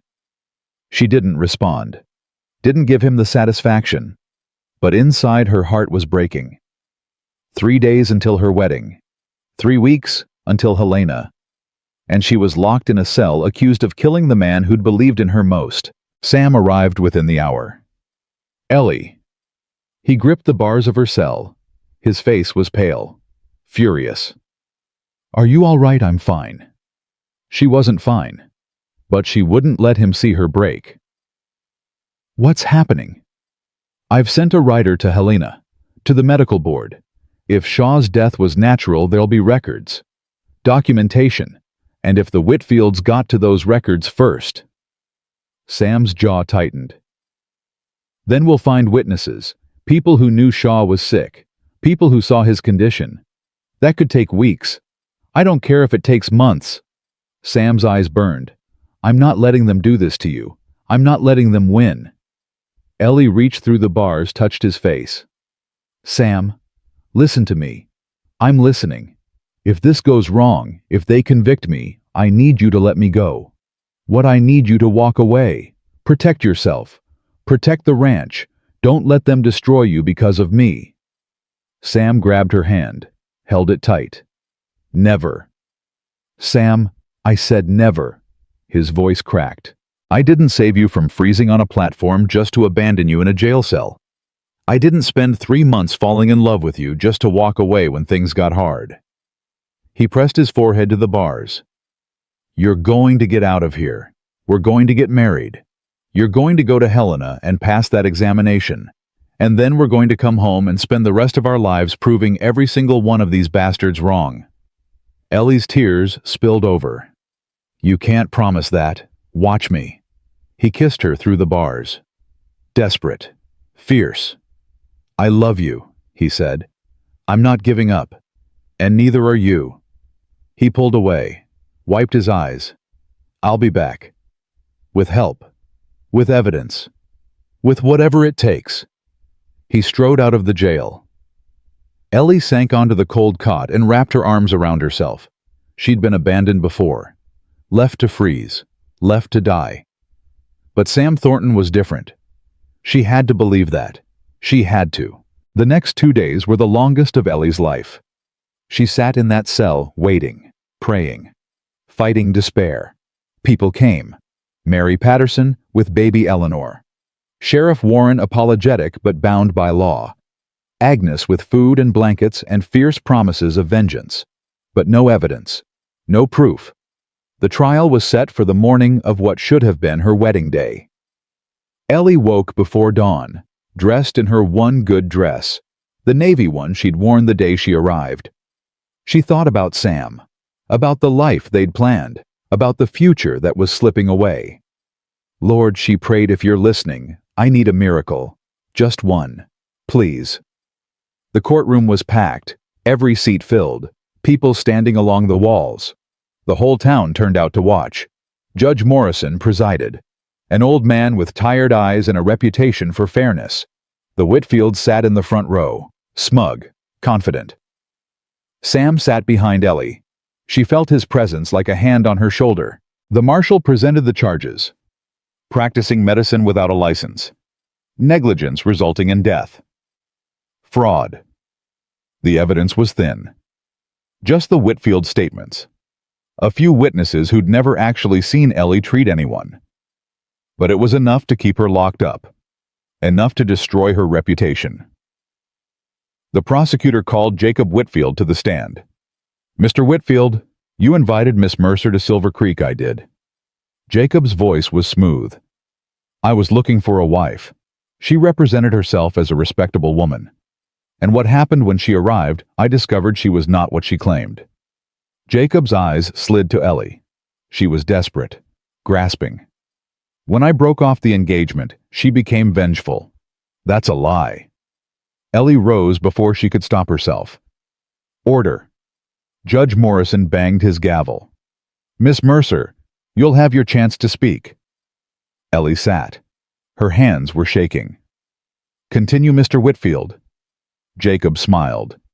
She wormed her way into Sam Thornton's home, used her feminine wiles to manipulate him. Then she convinced Dr. Shaw to take her on as an assistant. And when Shaw's heart gave out, she let him die, rather than admit she didn't know what she was doing. Murmurs rippled through the crowd. Ellie felt sick. Sam's hand touched her shoulder. Steady, warm. The defense calls Miss Ellie Mercer.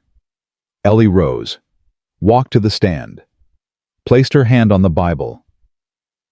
Do you swear to tell the truth, the whole truth, and nothing but the truth, so help you God? I do. Miss Mercer. Her lawyer, a tired-looking man Sam had hired from Billings, approached.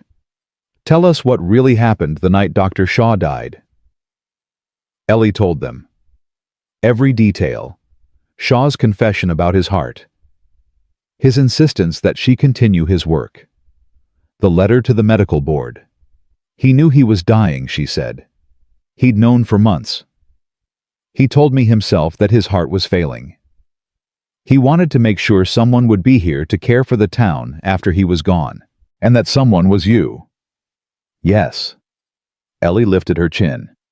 He believed in me. He trusted me. He wrote a letter recommending me for a provisional license. Do you have that letter I do? Ellie pulled it from her pocket.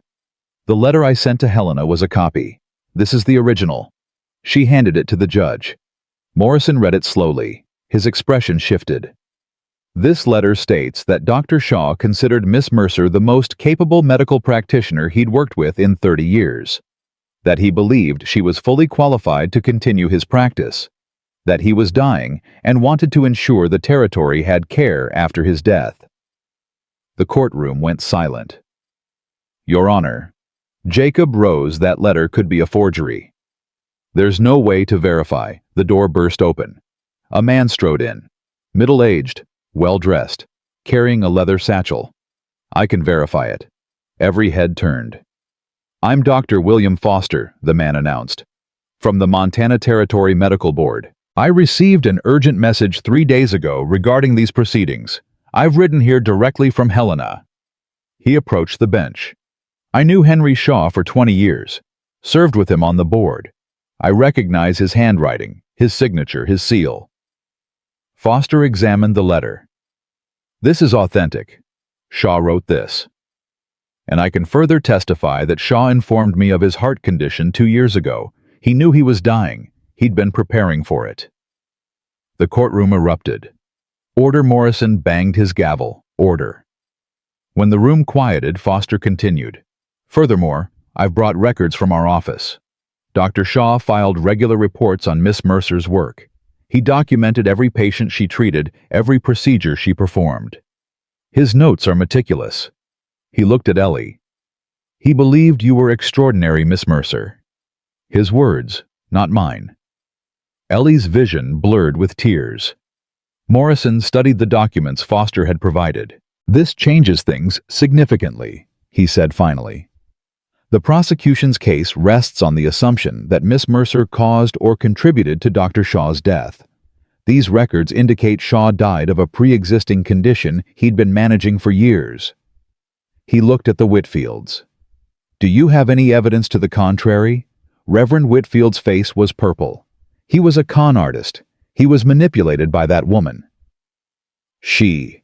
Do you have evidence? Morrison interrupted. Or do you have accusations? Silence. Morrison banged his gavel. Case dismissed. Miss Mercer is free to go. The courtroom exploded. Sam was at Ellie's side in an instant, pulling her into his arms. You did it, he breathed. You did it. We did it. Ellie held him tight. All of us. Dr. Foster approached. Miss Mercer, I'd like to speak with you about your examination in Helena. Ellie wiped her eyes. Yes, of course. I've reviewed Shaw's notes, his assessments of your work. Foster's expression was serious but not unkind. Frankly, I came here expecting to find a fraud. What I found was something else entirely. What did you find? A healer. Foster extended his hand. The examination is still required, but based on what I've seen today, I believe you'll pass. Ellie shook his hand. Thank you, Dr. Foster. Don't thank me. thank Henry Shaw. He staked his reputation on you." Foster glanced at the Whitfields who were being escorted out by the sheriff. It appears he was right to do so. The crowd pushed forward, people wanting to shake Ellie's hand. Congratulate her. Apologize for doubting her. Mary Patterson reached her first tears streaming down her face. "I knew it," she said. "I knew they couldn't break you." Tom Patterson clapped Sam on the shoulder. "You've got yourself one hell of a woman, Thornton." "I know." Sam's arm tightened around Ellie. "Believe me, I know." Through the crowd, Ellie caught Constance Harwell's eye. The older woman nodded once, almost smiled. Then she turned and walked away. Agnes pushed through to Ellie's side. "Well," she demanded, "are we still having a wedding tomorrow?" Ellie looked at Sam. Looked at the people who'd stood by her. Looked at the future that had suddenly impossibly opened up again. "Yes," she said, "we're still having a wedding." Agnes burst into tears. "About time," she sobbed. "About damn time." Ellie laughed. The sound surprised her. Full. Free. She was getting married. She was going to Helena. She was going to become a doctor. And nothing, not the Whitfields, not the doubters, not even fate itself, was going to stop her. The wedding was held the next morning. Not in the church. Reverend Whitfield had locked the doors, declared the building closed until the town came to its senses. So they married in the schoolhouse instead. Every seat filled, people standing along the walls. More than had come to the trial. More than Ellie had ever dreamed would care. She wore a simple dress, cream-colored wool, that Agnes had been secretly sewing for weeks. Her hair was pinned with wildflowers that Mary Patterson had somehow found despite the late winter chill. Sam waited at the front of the room, clean-shaven, dressed in his best suit. His eyes never left her as she walked down the makeshift aisle. The Methodist circuit rider performed the ceremony. The same young man who'd buried Dr. Shaw. "Dearly beloved," he began. "We are gathered here today to witness the joining of two souls who have found each other against all odds." Ellie barely heard the words. She was looking at Sam. At the man who'd stopped for a freezing stranger on Christmas Eve, who'd driven her through a blizzard, who'd stood up in church and declared his love before the whole town, who'd never once made her feel like a burden. The vows came, simple, traditional. "Do you, Samuel James Thornton, take this woman to be your lawfully wedded wife?" "I do." Sam's voice was steady. "Certain. Do you?" "Eleanor Grace Mercer, take this man to be your lawfully wedded husband?" Ellie's throat tightened. Tears spilled over. "I do." Sam slipped a ring onto her finger. "Silver. Simple. Perfect. Then by the power vested in me, I pronounce you husband and wife." The young minister smiled. "Mr. Thornton, you may kiss your bride." Sam pulled her close, kissed her softly, reverently, like she was something precious. The room erupted in applause. Ellie laughed against his lips. "We did it. We did." Sam held her close. "Mrs. Thornton. Mrs. Thornton." She tested the name. "I like the sound of that. Get used to it. You're stuck with me now." "Good." She kissed him again. "I choose stuck." The celebration lasted all day. People brought food, music, laughter. The schoolhouse transformed into a dance hall. Ellie found herself passed from partner to partner, spinning and laughing, and feeling lighter than she had in years.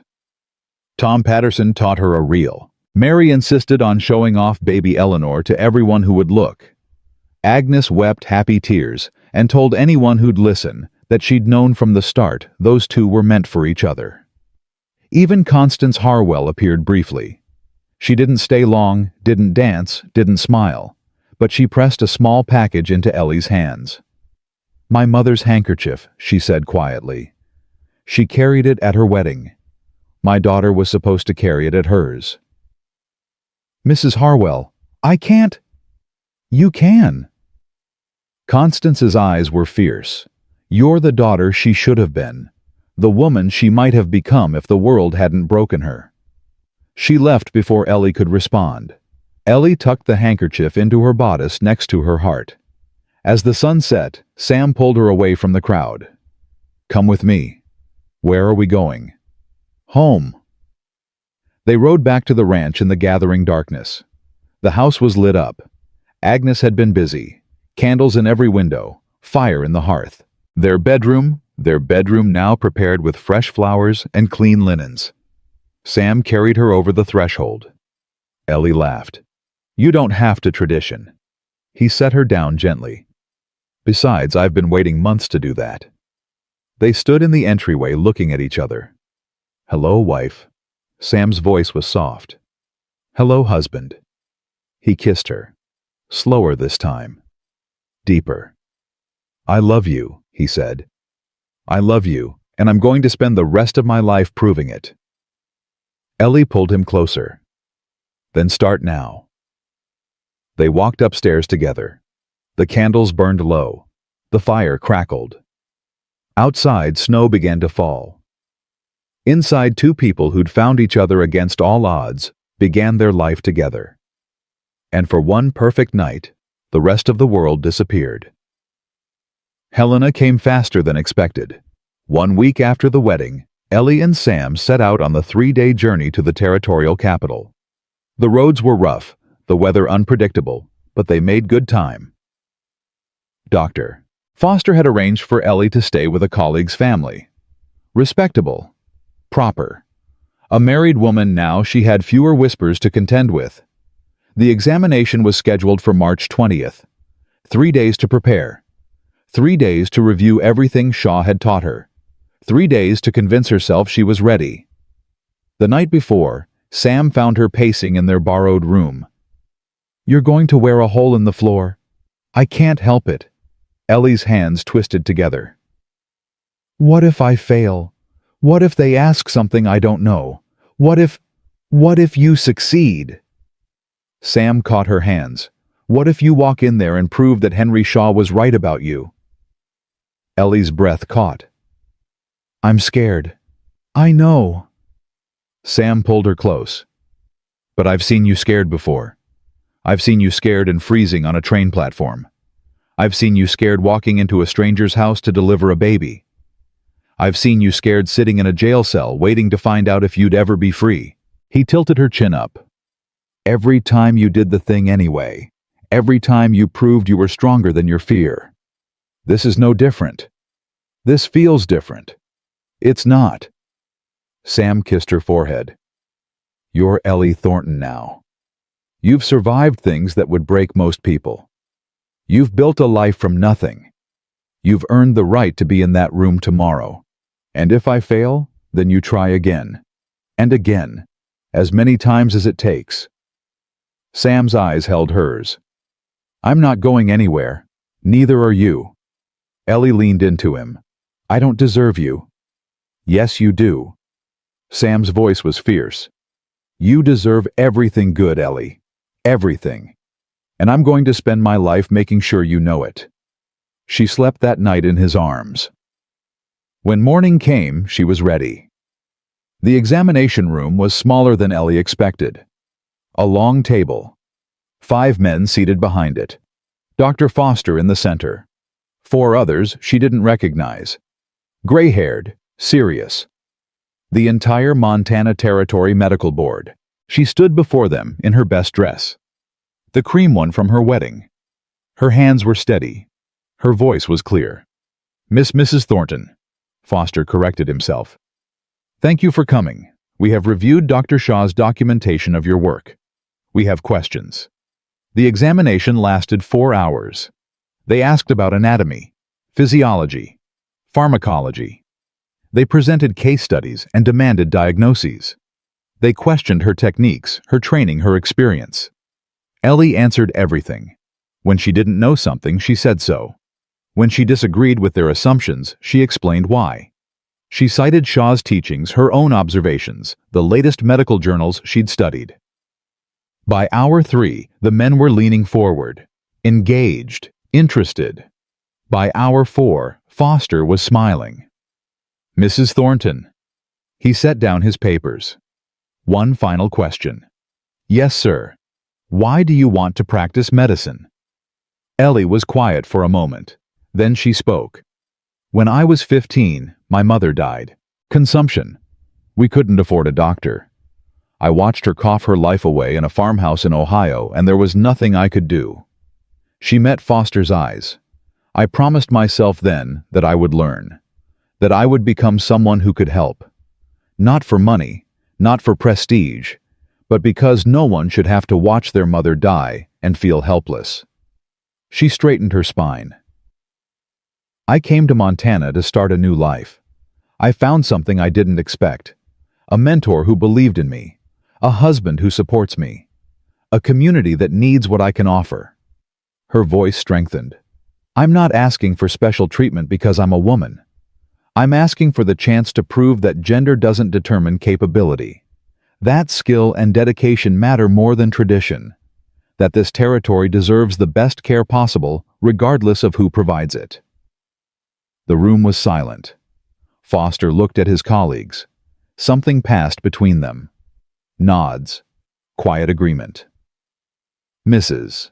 Thornton, Foster said finally, please step outside while we deliberate. Ellie walked out on steady legs. Sam was waiting in the hallway. How did it go? I don't know. Ellie's composure cracked. I think well. But I don't know. Sam pulled her into his arms. Whatever happens, I'm proud of you. They waited. 10 minutes felt like 10 years. Then the door opened. Mrs. Thornton. Foster's expression was unreadable. Please come back in. Ellie walked back to face the board. Her heart hammered. Her palms sweated. Every fear she'd ever had rose up to choke her. Foster stood. Mrs. Thornton, he said, it is the unanimous decision of this board to grant you a provisional medical license for the Montana Territory. Ellie's knees buckled. You will be required to submit quarterly reports on your practice. You will be subject to annual review. And you will be expected to continue your education through correspondence with certified physicians. Foster extended his hand. Congratulations, Dr. Thornton. You've earned this. Ellie shook his hand. Her voice wouldn't work. Tears streamed down her face. Thank you, she managed. Thank you. Don't thank us. Foster smiled. Thank Henry Shaw. He was right about you. Ellie walked out of that room different than she'd walked in. Not just a woman, not just a wife, a doctor. Sam swept her into his arms the moment she appeared. Well, I passed. Ellie laughed through her tears. I passed. I'm a doctor. Sam spun her around, kissed her hard. I knew it. I knew you could do it. They stood in that hallway holding each other, and for one perfect moment, everything Ellie had suffered seemed worth it. Every loss, every betrayal, every frozen night and hungry morning. It had all led here, to this man, this life, this future. And she wouldn't trade any of it. The return to Silver Creek was triumphant. Word had traveled ahead of them. By the time Sam and Ellie rode into town, a crowd had gathered. Mary Patterson was at the front, baby Eleanor in her arms. Dr. Thornton, she called out. Has a nice ring to it, don't you think? Ellie laughed. I'm still getting used to it. Get used to it fast. Tom Patterson stepped forward. My sister-in-law's expecting. She's been waiting for you to get back. And Mrs. Henderson's arthritis is acting up again. Someone else called. And old Mr. Porter needs his heart medicine adjusted. Ellie looked at Sam. Looks like I've got work to do. Looks like it. Sam kissed her cheek. Go. I'll take care of the horses. She slid down from her mount. The crowd parted to let her through. For the next 6 hours, Ellie treated patients. She examined Mrs. Henderson's joints and prescribed a new tonic. She adjusted Mr. Porter's medication. She visited Tom's sister-in-law and confirmed the pregnancy was progressing well. She worked until her legs ached and her eyes burned and her hands trembled from exhaustion. And she'd never been happier. That night she returned to the ranch to find Sam waiting on the porch. Long day. The best kind. Ellie sank into the chair beside him. I helped people, Sam. Real people with real problems, and they trusted me to do it. Of course they did. Sam took her hand. You're Dr. Thornton now. The only doctor in 50 miles. The only doctor. Ellie shook her head. I still can't believe it. Believe it. Sam pulled her close. You've earned everything you have. Everything. They sat together as the stars came out. Ellie thought about the road that had brought her here. The platform on Christmas Eve. The dying lamp. The stranger who'd stopped when no one else would. Thank you, she said quietly. For what? For finding me. For stopping. For not giving up on me even when I wanted to give up on myself. Sam was quiet for a moment. You know what I was thinking that night when I saw you on the platform? What I was thinking that I'd spent 8 years feeling sorry for myself. 8 years hiding from the world because one woman hurt me. And there you were abandoned and freezing, and you still had more fight in you than I'd had in almost a decade. He turned to face her. You didn't just save yourself that night, Ellie. You saved me too. You reminded me what courage looks like, what hope looks like, what love looks like when it's real. Ellie's eyes burned. We saved each other. Yes. Sam kissed her softly. We did. They went inside together. The fire was warm. The house was quiet. Agnes had left supper on the stove and retired early. For the first time in months, Ellie felt completely at peace. She was home. She was loved. She was exactly where she was supposed to be. Spring came early that year. The snow melted, the roads cleared. The world turned green and hopeful. Ellie's practice grew.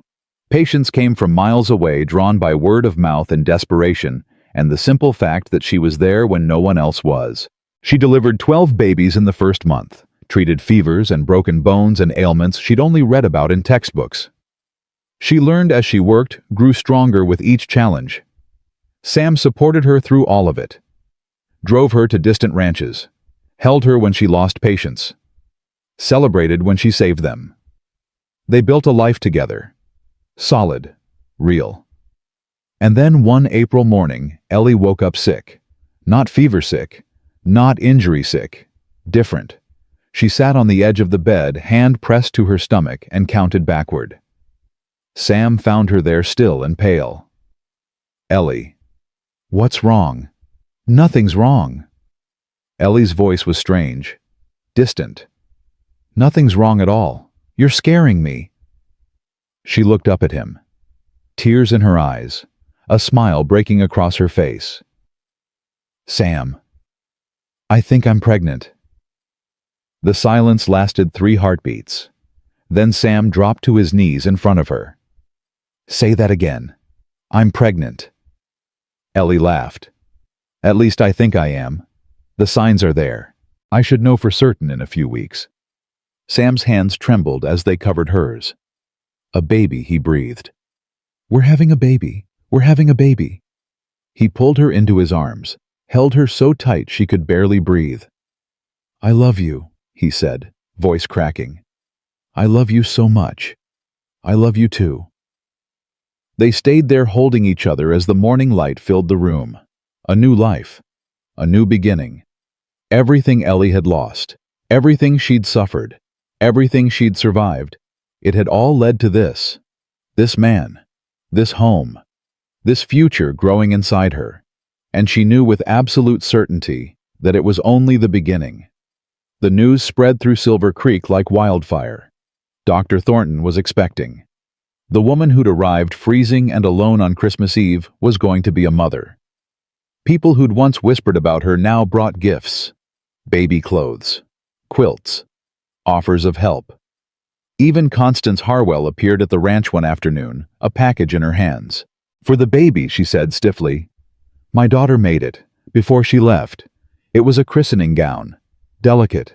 Beautiful. Mrs. Harwell. Ellie began. Don't. Constance's voice was rough. Just take it. Give your child what mine never got. She left before Ellie could respond. But something had changed in her eyes. Something softer. Something like healing. Summer brought more changes. Tom Patterson's sister-in-law delivered a healthy boy. Ellie guided her through every step. The Hendersons' youngest son broke his arm falling from a horse. Ellie said it perfectly. Old Mr. Porter finally admitted that his heart was failing. Ellie held his hand while he made peace with it. She worked until her pregnancy made it difficult. Then she trained Mary Patterson to assist her. The young mother proved to be a natural. "You're good at this," Ellie told her one afternoon. "Have you ever thought about becoming a midwife?" Mary's eyes widened. "Me? I'm just a rancher's wife. I was just a farmer's daughter." Ellie smiled. "Look where I ended up." Mary was quiet for a moment. "You really think I could do it? I think you could do anything you set your mind to." Ellie took her hand. "That's the thing about this territory, Mary. It doesn't care who you were. It only cares who you're willing to become." Mary left that day with a stack of medical texts under her arm. 2 years later, she would deliver her first baby on her own. But that's a story for another time. Autumn arrived with golden leaves and cool nights. Ellie was huge now, 8 months along. She waddled more than walked. Sam hovered constantly, terrified something would go wrong. "I've delivered 100 babies," she told him. "I know what I'm doing. That doesn't help." Sam paced the bedroom. "Those were other people's babies. This is our baby. Our baby will be fine. How do you know?" "Because I refuse to accept any other outcome." Ellie caught his hand. "Sit down before you wear a hole in the floor." Sam sat. He didn't stop worrying, but he was there, every moment, every day. And that was what mattered. The baby came on a November night. Snow fell outside. Wind howled. The house creaked and groaned. Ellie labored for 18 hours. Mary Patterson assisted. Agnes boiled water and wrung her hands. Sam held Ellie's hand and told her she was the strongest person he'd ever known. At 3 in the morning, a cry split the air. A boy. Mary's voice shook with joy. A healthy boy. She placed the baby in Ellie's arms. He was tiny, red-faced, furious at being dragged into the world. He was perfect. Sam sank to his knees beside the bed. "Ellie," he breathed. "Look at him. I'm looking." Tears streamed down her face. "I can't stop looking. He's beautiful. He's ours." Sam touched his son's tiny hand. The infant's fingers curled around his. "What should we name him?" Ellie had known the answer for months. "Henry," she said. "Henry Samuel Thornton, for the man who believed in me, and for the man who saved me." Sam's eyes glistened. "Henry," he repeated. "It's perfect." They sat together, the three of them, as dawn broke outside. A new family. A new beginning. A life built from ashes and loss and stubborn, relentless hope. The years that followed were good ones. Not easy. Life in Montana Territory was never easy. There were hard winters and failed crops and patience Ellie couldn't save. But there was also joy. Henry grew tall and strong with his father's dark eyes and his mother's stubborn chin. He loved horses and books and trailing after his mother while she made rounds. A daughter followed 2 years later. Margaret called Maggie, with red hair that came from somewhere in Ellie's family tree. She was fierce and wild and determined to become a doctor like her mother. Sam's ranch prospered. The Thornton name became synonymous with integrity and hard work. Ellie's practice expanded. She trained 3 more midwives, established a small clinic in town, fought for and won the right for women to study medicine at the new Territorial University. The Whitfields left Silver Creek the year after Ellie's trial. Jacob's General Store failed. Reverend Whitfield's congregation dwindled to nothing. They moved east, bitter and broken, and were never heard from again. Constance Harwell became an unexpected ally. She funded the clinic's expansion, advocated for women's education, even reconciled with her daughter, who returned to Silver Creek with a husband and 2 children of her own. Agnes lived to see both of Ellie's children born. She died peacefully in her sleep at 83, with Ellie holding one hand and Sam holding the other. They buried her beside the Thornton family plot. The headstone read, Agnes McAllister, beloved mother to many. She never gave up on love. Years passed. Children grew, the world changed. And through it all, Sam and Ellie remained. On their 25th wedding anniversary, they stood on the porch of the house where it had all begun. The sun was setting, the land stretched out before them golden and peaceful. "Do you ever think about it?" Ellie asked. "That night you found me every day." Sam's arm tightened around her. "I think about how close I came to just riding past. How easily I could have convinced myself it wasn't my problem. Why didn't you?" Sam was quiet for a moment. "Because I saw myself in you," he said finally. "Alone. Abandoned. Freezing. And I knew if I left you there, I'd never be able to live with myself." Ellie leaned into him. "You saved my life that night." "No." Sam kissed her temple. "I just gave you a place to land. You saved yourself." They stood together as the stars came out. The same stars that had watched over a frozen depot on Christmas Eve 25 years ago. The same stars that had witnessed a woman fall to her knees in the snow, clutching a letter of betrayal. The same stars that had seen a stranger stop, reach out, offer mercy when no one else would. "I love you," Sam said. "More today than the day I married you. More than I have words for." Ellie turned to face him. This man who'd been her salvation, her partner, her home. "I love you too," she said. "And I will keep loving you until the stars fall from the sky." They kissed as the night deepened around them. Inside the house, their children laughed. Their grandchildren would follow. Generations yet to come. All because one man stopped on Christmas Eve. All because one woman refused to give up. They walked back inside together, hand in hand, and closed the door on the cold. The lamp in the window burned on. A beacon in the darkness. A promise kept. A reminder that mercy still exists, that love still wins, that second chances are real for those brave enough to take them. Ellie Mercer had arrived in Silver Creek with nothing but a broken heart and a carpet bag. She left behind a legacy that would last for generations. Doctor, wife, mother, pioneer. A woman who refused to be defined by what was done to her. A woman who chose every single day to become more. And somewhere in whatever comes after, Henry Shaw smiled. He'd known all along. Some people are born to heal the world. Ellie Thornton was one of them.